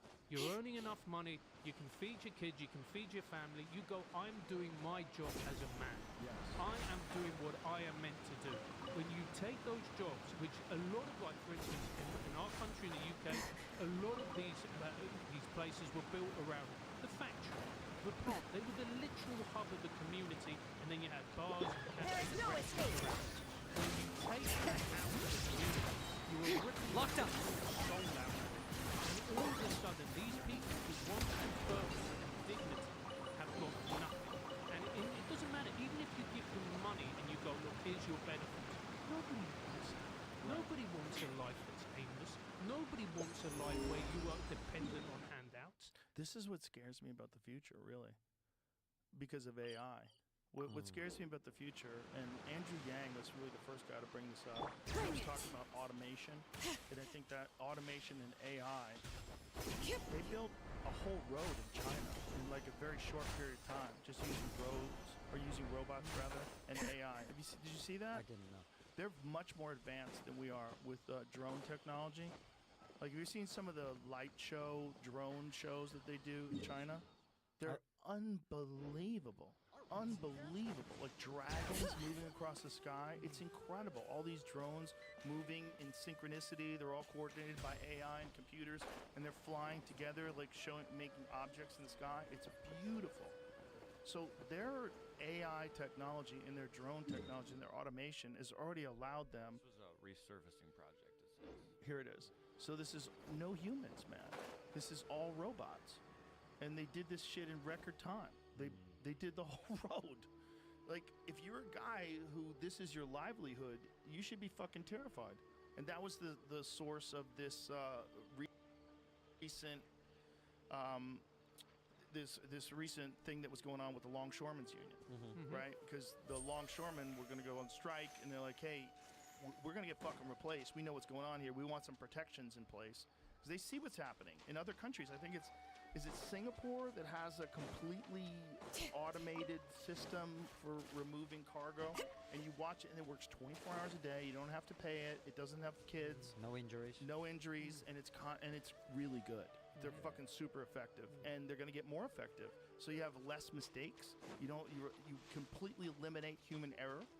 You know, and then once they iron the systems out and they get them even better and better and more robust, you're going to have no need for so many people that are working. So what do? You give them universal basic income. You tell them find something that gives you purpose. Like, oh Christ! At the same time, they have AI goggles and fucking. They're watching virtual reality all day, and they're not even living in the world anymore. You're just getting a check from the government and free food. And an AI girlfriend. And an AI girlfriend that makes you kill yourself. So there are plus points. It could get really fucking strange in this country in a short amount of time. But you talk to these people, right? You talk to Elon. What does he say about stuff like that? They all think it's inevitable. I think they're all right. I don't think you can stop it unless something disastrous happens, like a nuclear war or some sort of a horrific natural disaster that kills the grid. We are probably just a decade away from an unrecognizable world. 2014 is not that different than 2024. It's kind of real similar. Cars look the same. You still have an iPhone. It's like not that you still have a laptop. Like how much is different? Your internet's a little faster. How much is different? Not that much. 2024 to 2034 is going to be fucking bananas. We could see a complete upheaval of society. If you have one party that's completely in control of the political process, and there's no room for a third party now because they kind of boxed out the third party. There's libertarians, but like, good luck. Good luck. I voted for a couple of them. Good luck. They can't win, right? Maybe it could get to that point where Republicans can't win. That could be real. And then the Democrats are going to act just like all tyrants. All groups of people that have massive control over everything. They don't want to relinquish some control for the sake of democracy. Shut the fuck up. The only people that have ever did that were the Greeks, and they were on drugs. they were doing acid, and they said, hey, everybody should have a vote. And if you have a populace that is basically just dependent on handouts, what you've got is a docile, defeated population. Yes. And they're dependent on you for survival. They're dependent on you for survival, so it's not even in their interest to challenge you. It's completely Is this outside really their necessary? interest. They have no leverage. They have no fucking money. So what are they gonna do? The thing that worries me is I was reading about the driving jobs. How many driving jobs there are in this country? And driving is still a very, very well-paid job in this country. If you're a lorry driver, you earn a really good salary in this country, and that's great. That's brilliant. But the moment automated driving comes in, like that's a whole swathe of mainly men who have got nowhere to go. It's a very good point. It's millions of jobs. So they think it's inevitable, huh? Yeah, they think it's inevitable. Yeah. I agree with them. I don't know how we adjust to that. Human beings have had to make some major adjustments over the course of human history, right? Moving into cities, dealing with mechanized things like cars and trucks and trains. These are just massive adjustments that we had to make. But I don't think any of them are like this one. This is the Industrial Revolution on steroids. Yeah, it's like, and it's also coming at the same time as transhumanism. It's coming at the same time as this potential integration with artificial intelligence that we're experiencing.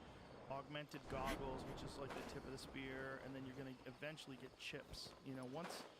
Once things like Neuralink and there's a few other competing programs, once they develop something that enhances human productivity, enhances your mental capacity, your ability to perform, maybe physical capacity, they're going to be able to do things in our lifetime that are gonna make being a regular human seem stupid. Just like being naked in the cold seems stupid. Like, why would you be naked? You can just be warm. Yeah, they're freezing when you can have a nice down jacket on, you fucking moron. And that's what it's going to be like cognitively. Like, why would you want to be depressed when you can have clarity and enlightenment, and you could have instantaneous access to the wireless grid as long as you don't have bad thinking, as long as you don't do anything that we don't like, as long as you don't have to shut you off. Well, there is a book about this, you know that. Yeah. Well, it seems. Have some soma and chill the fuck out. Yeah. Bro, that book, when you read it, especially because I read it in high school, I think, which was already 1984. So it's like, oh, this is There are still bullshit. so many It's like Space 1999. It didn't really work out that way. You know, there was a TV show about people living in space in 1999 because that's what they thought. So in the 80s, when did Orwell write that book? You would have. It would have been. No, I think it 30s? came. No, because he was in a sanatorium. No, he was dying of consumption TB at that time. I think it was 46. It came out. He wrote it while he was dying. Yeah, he wrote it. That's why it was kind of dark. 1949. Oh, perfect. All right. But the magic vein portal. Yeah. The Temple of Wisdom. Yeah. He writes this Yeah. book, and Yeah. I see everything. Yeah. now it's like, Midnight Phantasmal. Now you shall perish. Ha. Ha. You know, just like just touching on the AI. What's interesting about AI is it's also a All right. Letting great names echo. Midnight Fantastic. yeah. All the Everyone go here. Yeah. Make yourself a room. accountancy. Why are you going to employ an accountant when you've got an AI to do all your books? Yeah. Feed it into the algorithm and you put it all through. Boom. All right. Let the mountains vein spoil. Torn to oblivion.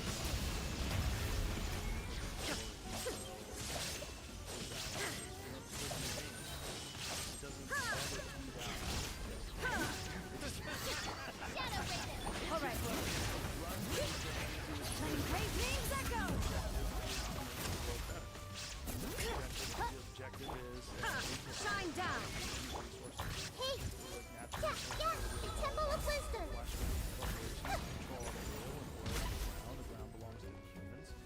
Why should anybody have an unbelievable amount of influence on everybody else just because they pull oil out of the ground? That seems crazy. Until it goes rogue and Yeah. goes, you know what? Humans do a lot of damage to the planet. Yeah, that's the problem with being objective. Really, you guys got to get your shit Glad to be together. working with you. Like, it'll have a meeting with us and say, hey, we need to get the robbery, murder, rape rate down to 0. If Let's we- put all the men in prison. if we don't, we're just going to kill everybody. Oh man. You know, it's What is the situation? that's why you feel that. I know, and people always hype up elections. They always hype up elections. Americans, you do show business in elections better than anyone. I went to that Trump rally. It's one of the greatest shows I've ever seen. You must not have watched MSNBC. Want me to come along? They showed. There was so many Israeli flags there. It was unbelievable. Yeah, there was a lot of Israeli flags. Israeli flags, loads of Jews, loads of I people see recognized everything. Super hard to line. call the Nazi There is no flag. escape. So Inazuma shines eternal. you can't. Words have fucking meaning. They're supposed to. The For a race reason. clouds high. It's supposed to have very specific meaning, and it's like it's a kind of Game's more or up. less I'm said that over. about anything. Gotcha. I better really Everyone go here. appreciate that. Make yourselves a room. Really a Nazi. It's so irresponsible. It really drives me nuts, that shit. It's just, I know you want to win, but this isn't winning. This is making the whole thing fucking worse. Yeah, it's not good. It's not good, and it also is not good for them because all those mainstream media companies, all the MSNBCs of the world that are doing this kind of shit, you're going to lose more and more credibility. Like, you're already hemorrhaging credibility. This is the reason why the Washington Post, why Jeff Bezos had to make that, write that article. Yeah. So we need more representation of conservative voices. We can't be just endorsing presidents because you all agree to one thing and you want to like educate the world. We're not activists. We're supposed to be journalists. This is the reason why this business is hemorrhaging money. and lost amazing amounts of credibility, like stunning. I've never seen a time where more people have lost faith in mainstream news. But here's the thing, and you talk about this, and it's one of the things you talk about, and you talk about it brilliantly. Words have changed their meaning. Words no longer mean what they used to. I saw this post from Mark Maron, and it's like he was going for the world record about trying to mention the word fascist every other sentence. And I'm sure, look, I'm sure Mark's a decent guy and whatever else, but I'm sure if you sat down with Mark and you go, Mark, explain to me what fascism is. What do you mean by It's it? virtue signaling. It's signaling to the tribe. That's what it is. It's the idea, and it's also there's a lot of jealousy. Mark used to be at the top of the he used to have the #1 podcast. Now it's not even in the top 200. I see everything. Quiet. Bond is strong. Apologize to everybody for being a dick. Terrified. Everyone hold hands. As soon as you like Busted. This way, Freeland. This way. you're being silly and you're ruining Adorn my night! Quiet here. Things are about to get dicey. The Temple of Wisdom. It's the most amazing thing. This idea that we're all collectively tribe people. But we, because of our fucking stupid instincts to be on teams, we divide ourselves right down the middle, essentially. And this, depending on who's cold or what you Good strike. it's kind of like Gotcha. Take it one easy. side to the other side at the end of everything. Clouds high. The birds call! It's so Bond is strong. so stupid and I see everything. Here comes the challenge. Quiet now. I'm pissed that from 3/4 of the way. If I love it, everything goes great. Why spend any time? Make yourselves a move. Why spend any time pledging allegiance? Not just provide Everyone hold hands. perspective Get with me. in the situation. I'll settle this. Minutes Really like foaming at the mouth here. There's important things, and the important thing is we've got to figure out a way that we don't have a nuclear war. We've got to figure out a way where make it easier to make a living. We've got to figure out a way to make it safer for people. We have to figure out a way to secure the borders and make sure that we're not letting in terrorists. We got to figure out a way to not have terror cells activated because it's going to be Chivalry will convenient never die. politically. Look, we got to figure out a way to not have FBI agents inciting people to enter the Capitol building. We got to figure out a way to there's a lot of shit we have to figure out collectively as a group. And there's also the tragic element, and people don't talk about this tragic element enough. If you think about it, we live in an ever more atomized society. We hang out less. Our social groups are getting smaller and smaller. That's just a fact of how society's going. Think about the people If you're who not sure what lost to do friends. next, how about I take you on a Whose walk? relationships broke up, marriages broke up over politics.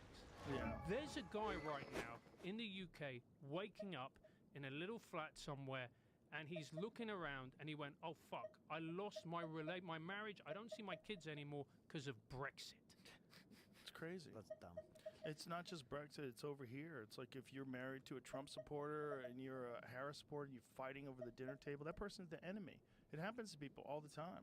Or people get red-pilled, and then they sort of want to leave their ideological group, and then the other person that you're with, maybe business partner, maybe your lover, they hate you. You're part of the enemy. Rain outlines your This way. Game's up. Time is over. Let me read you a verse. The Temple of Wisdom. Roll.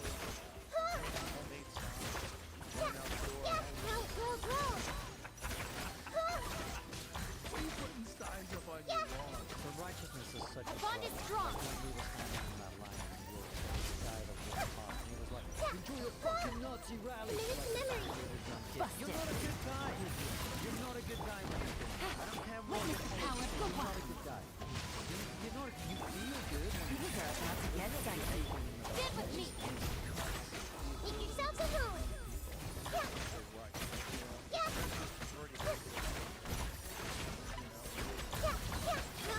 Roll.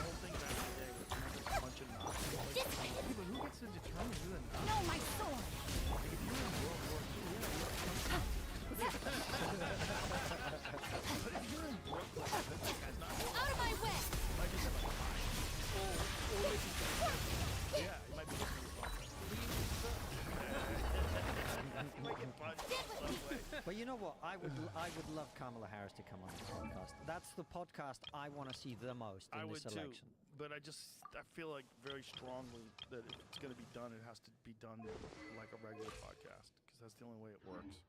Sure. The only way it works is just sit down and talk with somebody. You can't go to some ballroom in some hotel where they control everything and they have cameras ready and they want to edit stuff out. It's like, that's just too weird.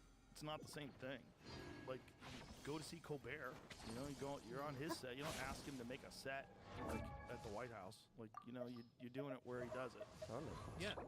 But that is why we've had a depressing conversation. I'm still excited because that thing you're talking about, Jeff Bezos, that's the market working. Your Yeah. ratings are tanking. No one trusts you. No one buys your fucking newspaper. Okay, well, Yeah. who's doing shit right? Let's have a look around. Who's successful? Oh, it's this.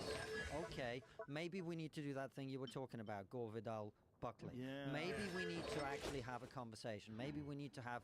I'd love for you to have Trump and Harris in here. Mm-hmm. That'd be interesting. Well, that's what I said to him. I said, what really should be the two of you sit down and have a conversation for as long as it takes. Right. Just no moderator, no one there. No, not even a moderator. Not I you. don't think I need to be in the way. It would be hilarious. That would just be to a- fucking that two would of be them a talk. bloodbath. How long would it take? Like, what are you? Okay, how are you gonna fix the economy? How are you gonna fix the economy? Like, I want to do this. That was my idea. No time limit. No time limit. Like the UFC back in the day, Yeah, right? I mean, that would be how you'd really, like when you see two people on a panel and they're talking about things and one person really knows what they're talking about, whether it's Bill Maher or whatever. When that happens, it's always fascinating to watch someone like way out of their league and they get exposed. But that same person could be doing a softball interview and they look like a wizard. They look like a genius. Because they already have their predetermined answers to questions that have already been presented to them, so they prepare. And that's essentially what you've been getting a lot with Kamala Harris. You've been getting a lot of this prepared stuff. You know, well, I was born in a middle-class family, and then she just has this thing that she's going to say, and, you know. Yeah, and you know what to me is, I would love to see this, but broaden it out in society. To me, the most interesting conversations are when you talk with people who disagree with you, who see the world in a different way. Yes. Because that does two things. Not only do you learn something, but number two, you find out some of the things you think are bullshit. Yeah. And they're wrong. And then they go, hang on, actually, that ain't true. Look at this, look at this. And you're like, Right. oh, wow. Actually, you know what? You're right. So it makes your ideas stronger, and you become a more fully rounded human being. But that requires good faith. Yes. Yeah. That requires good faith. Those conversations don't happen if both of the people are playing to an audience. People have a really hard time with good faith. The problem with good faith is you also have to admit you lost. Right? Yeah. And people get so attached to an idea. They say an idea, and once they said it, that is a part of their fucking DNA, and they will argue for that. They don't want to be wrong. They don't want to be wrong. Game's up. Time's over. Quietly now. Let me read you a verse. Rain, outline. The bond is strong. And that women get more in divorce. Sharing my knowledge. Like how the divorce system is kind of fucked because lawyers Committed to memory. in order to jack up their rates, and then they turn the couple against each other. They're like, wait, you said this. Gotcha. And, you know, I want more, and then they get really Know my soul. lawyers jack dragging things out. You know, I know guys who do that. Here comes the catch. Rain cutter. Yeah, but Oh.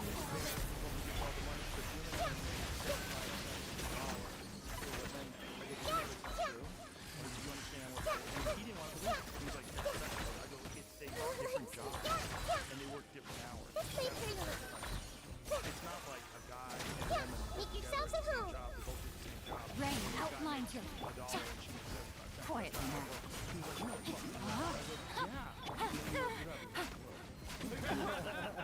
Gotcha. in his mind, it was always Game's up. Time's over. Let me read you a verse. women get frustrated because men get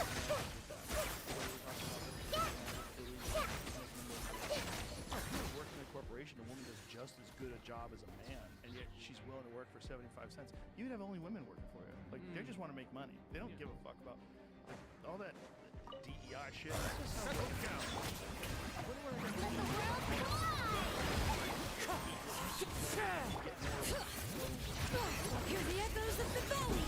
Yeah, and it's, again, the book of the information is so like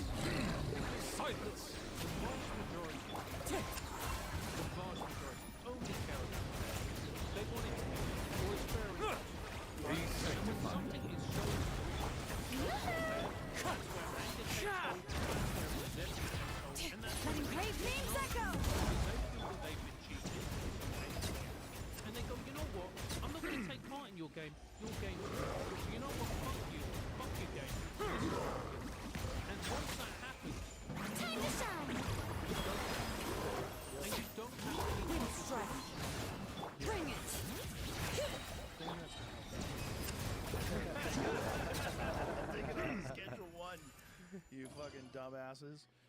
Bunch of people that have never experienced it. It's there's a lot of hope in the future, and I think one of the big hopes is that these kind of conversations that we have are popular. Yes. Where that wasn't even Quietly now. No, my sword! conversations about issues. Busted. It would be, Rain outlines your... it would be a Things are about to get dicey. Witness the power. Stand with me.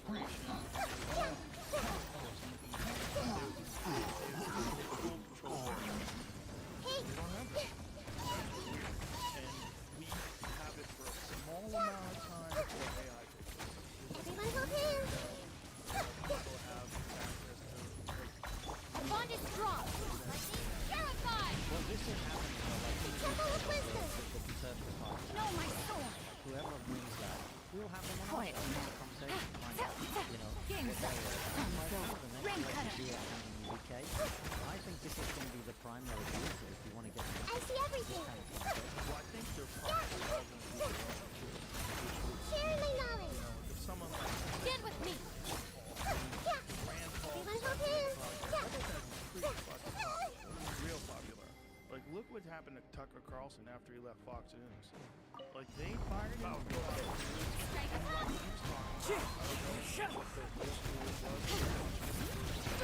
Let the mountain's veins boil.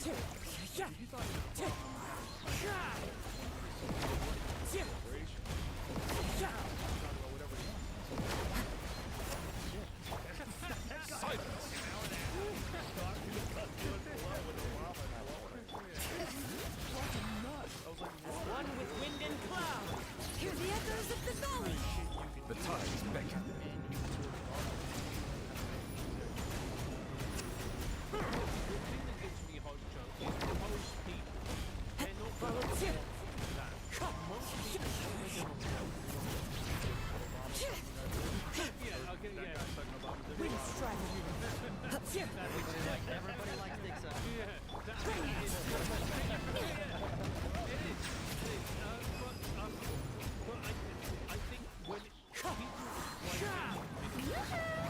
mine and echo in song. one of the reasons that Letting great names echo. Bow your head. when people talk about the demise of the BBC, most people, they're not Let the might be humble. because they know Settle down. the bank Let the world roll share ideas. People still crave that, Joe, and that's what gives me hope. Is that that's what people want. Wind You just strike. get people who listen to, you know, the gangbang of Obama, whatever it was. People are There's a tear in my robe. people are going to clip that now or whatever. But you know, look, right, that's a fringe. But the average person is curious and they just want to hear a center ground. And they want a source that's interesting and reliable enough to be BBC used to be. Gotcha. You know, the BBC, they put on that Busted. when we went to the Congo. Things are about to get First time they dicey. ever saw chimpanzees. Let me lead you this way. Like, that's Make yourselves at home. The BBC is one of the best documentaries on Congo I've ever seen. I used to have a multi-part documentary on Congo. This is incredible stuff. In America, to a lesser extent, Everyone hold that was hands. Vice News. Like Vice News is incredible. Vice News. Here comes the cash. Witness the power of the what? Stand with me. I'll settle this.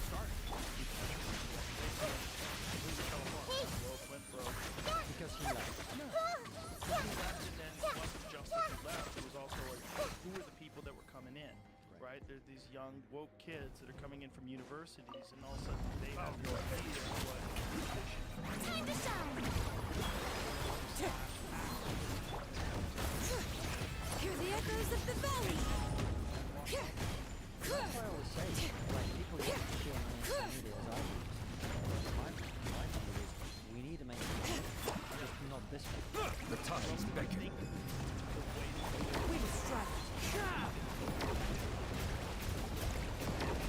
Silence. probably be faking.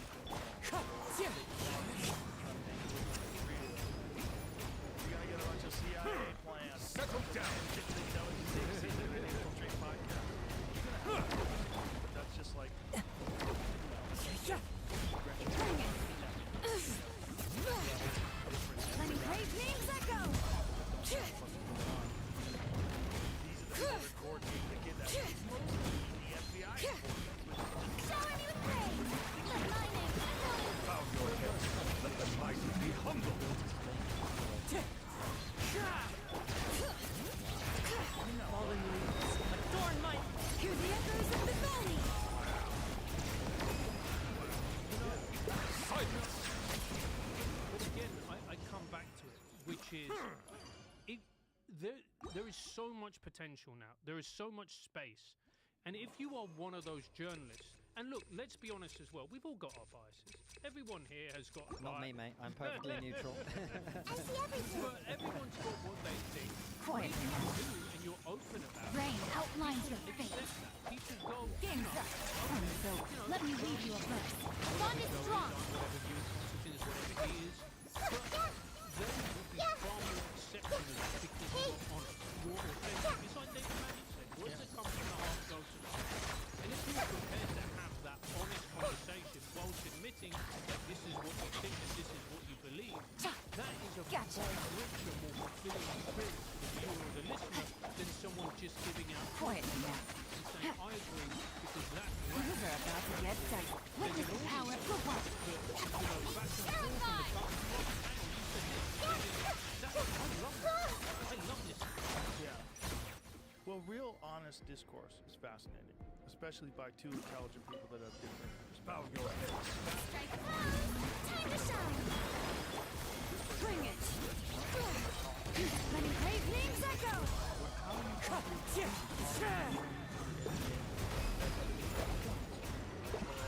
Settle down. The time is beckon. Let the world Hear the echoes of the valley. Wind strike. Shut the lights hot. Birds come. Bow your head.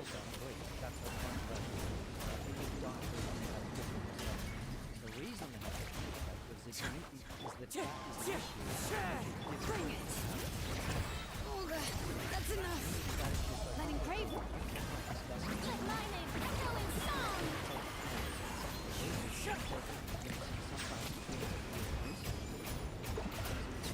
the idea that you can adjudicate that through the medium of two people having a bust up on a show where it's optimized for anger and outrage, that's ridiculous. That's not how you get to the truth.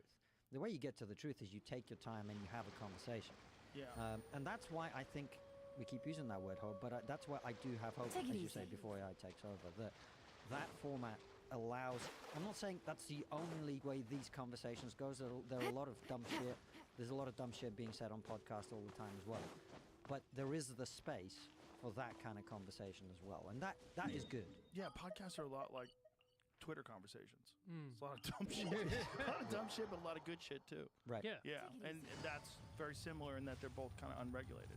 Yeah, but it's important that you hear dumb shit. It's Yeah. important. It's really important that you hear it. And also, it's why I believe, I hate political correctness, because it stops conversations from Share my happening. Or knowledge. what it does is it Everyone means, hold like, hands. let's take him a Game's break. up. It's Time's like you over. say, well, Gotcha. say this Let me point, read that you a point. verse. You're only going to Stand talk with about me. 70% of the problem. You're not going to talk about this 30% here. If you don't talk about this 30% here because it's incorrect, you are never going to solve the problem, because the only way to solve the problem is to talk about every facet of the problem. Right. And if if you're not going to approach that 30%, Bond is strong. we ain't ever going to come to a And that's solution. when you get riots, like we had in the UK. Yeah. That's how that happens. Yeah. When you try and suppress the discussion, that's what happens. And you guys don't have guns. And we don't have. Thank fuck we don't have guns, because Yeah. it's getting crazy. Yeah, I've seen some stuff. Seems wild over there, man. It is. The real fear if Trump wins is civil discourse or civil unrest, rather, in this country. A lot of people are scared of that because they remember what happened when he won in 2016. And there was some of it that was real peaceful, like the Women's March. There was no violence at the Women's March to speak of. You mean I'm sure it wasn't like the BLM marches. The BLM marches were crazy. Right. Do you think that's going to happen if he wins? I think there's a certain amount of that that's coordinated, and I think there's a certain amount of that they do to initiate civil unrest to further their political goals. I think there's a certain amount of that that's real. Yeah. I think that's always been the case. There's always been agent provocateurs that go into peaceful protests and start smashing things so the cops can come in and shut everything down. And then there was during the BLM, I'm sure you saw during some of the protests and riots reports that there was these bricks that were just left everywhere. Did you see that? No. Yeah, there was at some places there was pallets of bricks that were just left in the middle of the course of where these protests would be. Didn't make any sense. Like, why is this there? Right. And there was all these conspiracy theories, and there was all these people that are absolutely dismissing the conspiracy theories. I'm like, why would you dismiss it? Like, what do you think that some people benefit from civil unrest? You wanna- Let the world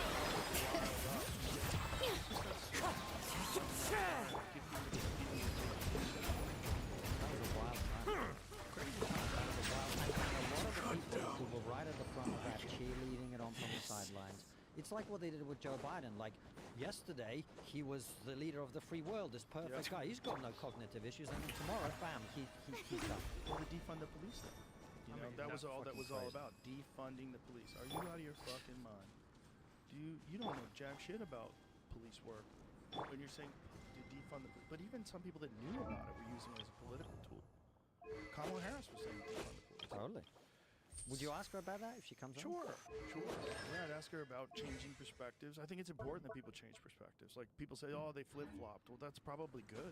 That means maybe they were faced with better evidence and they realized they were incorrect. I would rather have that than someone, like, stick to some stupid, erroneous idea forever. Yeah, The real question is, did they actually change their mind? Right. That's the question. Or are they just a politician? Like, some people are car salesmen. Some people tell you need the undercarriage protection. You need that undercarriage protection. and it's It's very important. They'll sell it. and it's also the way they marketed that. They were like, this is a left-wing idea. I'm telling you right now, people who are poor want police. Yeah. If you live in a poor, deprived area with Yeah. high rates of crime, you want police. Yeah. You don't want a drug dealer on your selling crack. You don't want armed gangs roaming around. You want them to come and protect your family. So the idea that we're going to get rid of police and all of a sudden all the rapists are going to go, you know what, mate? Decide not for me. Well, there was also so many weird ways to handle the riots. Like, one of the things they did in New York City is just let people do whatever they wanted to do and let it burn out. Which is apparently that was a way that people theorized that was the best way to deal with civil unrest way back into the 60s. But it was proven to not be correct. Like, it's not a good idea because it encourages people to do more shit. You've Like- got kids, Joe. Yes. If your kids are running riot, do you let it just burn out? No. Fuck no. No. Well, No. especially when people look. If you're in New York, like, I'm sure you saw, like, Saks Fifth Avenue, all these different stores that got their windows smashed, and people just stole millions of dollars worth of shit. Smashed, destroyed, lit things on fire. Like, why would you ever want to come back to that city? Why would you ever want to have a business there? You're going to kill the businesses that keep people coming to the city and help the economy? That's insanity.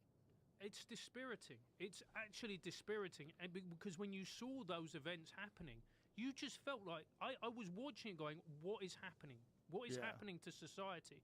Because every time someone commits a crime and they get away with it and you see it, it has a demoralizing effect on you because you think, hang on a minute, I work hard, I Yeah. pay tax, I do all of this, and you're allowed to just go around, roam scot-free, nick all the stuff, and then there's no repercussions for it. So why am I taking part in a system which is effectively punishing me? Yeah, it's disheartening. That's the best way to put it. I got to pee real quick. Yeah. We'll do that and we'll come I'll back. do that too. All right. Cool. Yay. Much better. Can't concentrate when I have to pee. It's impossible. Yeah, that is so true. The moment you meet, I remember doing a gig at the Edinburgh Festival, and the crowd were just awful. They just weren't going for anything, and I was like, "Why is this?" And one of the comedians turned around to me. It was raining outside. I'm like, "So?" He went, "They've all got wet socks." You can't be happy when you've got. Miserable. You can't be happy when you've got wet Yeah. socks on. Maybe you should try some hate speech. Didn't the guy get arrested in Ireland because he refused to call a boy a girl in class? teacher. The There's a teacher? yeah. Yeah. They There's a literally teacher. put him in jail, right? Yeah. How long yeah. is he in jail for? It's been a while. It's been a while, and it's. Ooh, it- that's dystopian. That's really crazy. But it's the logical conclusion of this hate speech bullshit, right?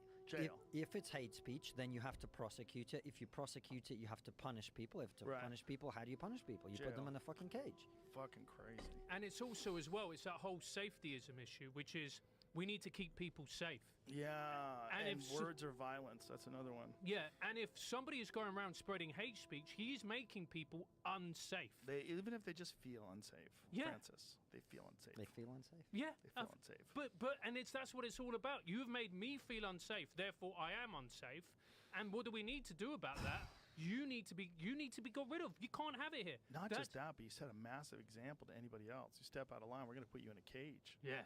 So it's time to start calling boys girls or girls boys or whatever the fuck we tell you to. It's just completely illogical. It says he was jailed because he broke like a trespassing order, kind of for going back there when they told him not to. That Not would be the because- third time, though, not right? because of the Yeah. words. So they tell him to go back to the school. Yeah, he went back to the school to talk to people or something, and that's what he got arrested for. So he got fired. Why? He was not arrested for his position on transgender pronouns as Ooh. claimed in misleading social media posts. Social media users shared a video. Burke's arrest outside the school September 2nd, where he's heard saying, "I have a right to work here. I have a right to be here. Not to tell students that they need to take puberty blockers." Oh, wow. But Jamie, this is the third time, though. What was he arrested for initially?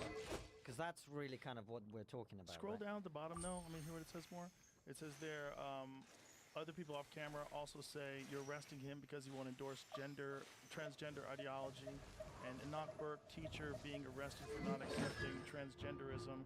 People circulating the clip online suggest Burke was arrested for his views, with some writing, breaking, Irish police arrest teacher Enoch Burke for not endorsing trans ideology. So was he fired for not that? Terms of injunction that instructs him to stay away from the school. So he must have been fired for that, and then he refused to just leave, and so he kept coming back, and then they arrested him. I mean, look, you know, No, but that said he was arrested for a third time. Yeah. So I'm guessing the previous two arrests might not have been for trespassing. They might have been for things that he'd said. Well, let's find that That'd out. be worth checking. Jamie will find that out. yeah. Yeah. It's, you know, this is it's the not thing good. that I find the most egregious is when you get kids involved. Yeah. Because the thing is with kids don't know. They don't understand the concept, a lot of them, especially at a young age, of gender. So, and they're very impressionable with children. Of course they are. So you can pump them full of this stuff. And eventually they can believe it. They're not like adults who'll go, hang on a minute, mate. The odd kid is, but, Right. but the majority of them are highly suggestible. That's why children have parents. Because they're not capable of making their own choices. Right. It really is that simple. That's why there's teachers. That's why there's adult leaders. Yeah. So they go to them. You are not capable of making this decision because your brain is not mature enough, it is not developed enough. I am an adult, I will be the one making your choices. And then when you get to whatever age 18, 21, depending on the thing, then you can go off and you can live your life and you can do whatever you want. Until then, I am the one in charge. And to this idea that then you then let as something as huge as this, where there's going to be medical intervention and surgeries, I'm going to call it what it is, Joe. That's child abuse. It's child abuse. At least they've stopped it in the UK in terms of the Yes. surgeries and This is, puberty blockers. Sort of describing more, but it's still like he said he didn't want to call the student they, so they told him administrative leave, and he kept coming back to the school. Okay. Right. So that's what it is. Instructed staff that a pupil who was transitioning to another gender wished to be referred to by a new name and the pronouns they, a change supported by the pupil's parents. Burke from Castlebar, County Mayo, who teaches history, refused, citing his religious beliefs. The school put Burke on paid administrative leave after he allegedly confronted the principal at a public event and questioned her in a heated manner, a claim Burke denies. After Burke continued to attend the school, it obtained a court order barring him from the campus. He continued to show up, prompting his jailing for contempt of court. Right. So it sounds like a guy making a stand, basically. Yeah. Yeah. And you know what's even more nuts about this? Ireland's a Catholic country. Yeah. Ireland is a country that With Muhammad being the #1 name for young boys. in Ireland. Yeah. Really? Yeah. As a #1 name for boys. I mean, the Catholic faith has changed a lot Yeah. since I. Well, a lot of people moved there. yeah. Yeah. But you know what? As well, it's Find that statistic, because that statistic's crazy. yeah. It's just like, I typed it in and it didn't pop up right away, so I don't know. There might Yeah. be a way in which it is. Maybe it's number 2. Maybe it's number I think two. it was number 1 for young boys in like one of the most recent years. I hope they're not calling the girls that. That would be so cruel. You can't even draw her. Yeah. But yeah, it's Maybe in one city it says in Ireland, in Galway City. Is it Galway? Galway. Galway. Galway. Galway. Yeah. That's what pops up when I typed in Muhammad on top of it. It said Brian's #1 name in Ireland. Brian? Ryan, all Ryan. right. Oh, Ryan, Ryan, yeah, lad. yeah. But you know, this again is what gives me hope, Joe. Is that especially in the UK, we have fought really long and hard against this stuff. There was a report done by one of the most important pediatricians called Dr. Cass, the Cass report, and it